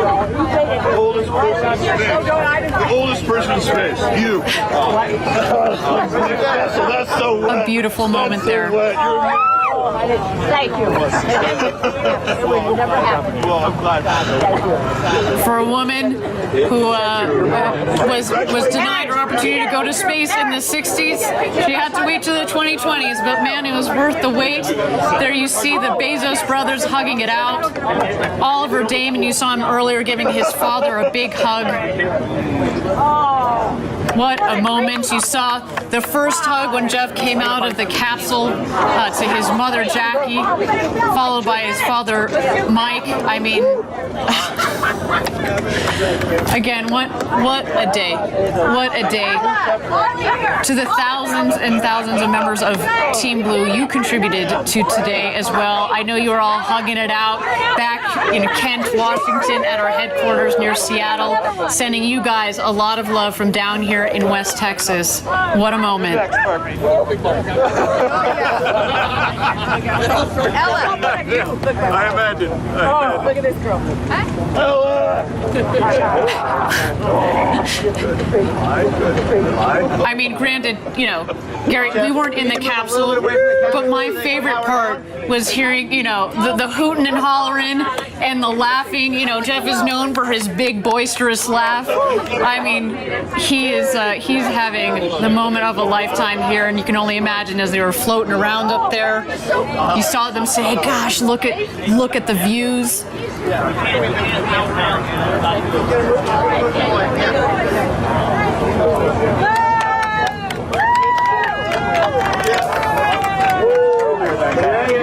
Gary, is this as you had expected it? 17 years ago when you joined Blue Origin, you know, we like to we like to, you know, start at the end goal, work backwards to make the design, and then build forwards. When you sat there 17 years ago with the very small team at the time at Blue, is this what you would imagine? It's certainly what we hoped for, but with the size of the team, when I joined Blue Origin, there were only 20 of us in a warehouse, and it would have taken a huge leap of faith to think that we could have gotten to this point, but we have. Just incredible. You know, I've been here 7 years. We were at 300, so man, you got me beat by a lot there. But you know, I can remember when I joined the team and we were talking about the moment, the day that we were going to fly people. You know, you talk about it, but it's here and it's now. And I remember we were talking about, okay, well, what will this video look like, and what will that video look like? It doesn't compare. It doesn't matter. This is real. This is so so much better than anything that we could have ever imagined. The emotional component to human space flight. We've had 15 consecutive test flights, which, as you said earlier, is why we knew that we were ready to put people on board this rocket. And that's what led us to today. To know that we could do this safely, and to give people the experience of a lifetime. And I think based on what we see there, I think job well done, sir. Job well done. And not only did we do it today, we can do it again and again and again and again. Precisely. Absolutely love it. That was amazing. Everybody, I want to thank you all for joining us from around the world for today's Blue Origin historic first human flight. It's been a moment for the ages, and guess what? We're just getting started. We've got 2 more flights this year and several more in the coming years. I want you to join us a little bit later today. We're going to have a live press conference on our website. You're going to get to hear the firsthand impressions from our 4 astronauts that went to space and back. But to all of you out there, if you like what you saw and you are serious and interested about reserving your seat on a future rocket ride to space and back with New Shepard, we've got some exciting news for you. We are open for ticket sales. Send us an email, astronauts@blueorigin.com. We can't wait to fly you to space and back. Gary, it has been an honor to share the desk with you today, the architect of New Shepard. Thank you so much for your insights. Thank you so much for all of your hard work and all the hard work of your team that has made today possible. Thank you, Ariane. It was unforgettable. Absolutely. The road to space is being built, everybody, and we took a huge step today. But we also need your help. If you're interested in learning more about Blue Origin or joining our extraordinary team, please visit our website. And if you'd like to commemorate today's historic launch, we also have some mission patches for you there. And that's also where you can get some apparel, some collectible gear. It is all there. Look at that sweet patch. So beautiful with the names of our new astronauts. What a day. Everybody, my name is Ariane Cornell. Thank you so much for joining us. It has been a pleasure and an honor to be your host. And of course, until our next launch, Gradatum Ferociter.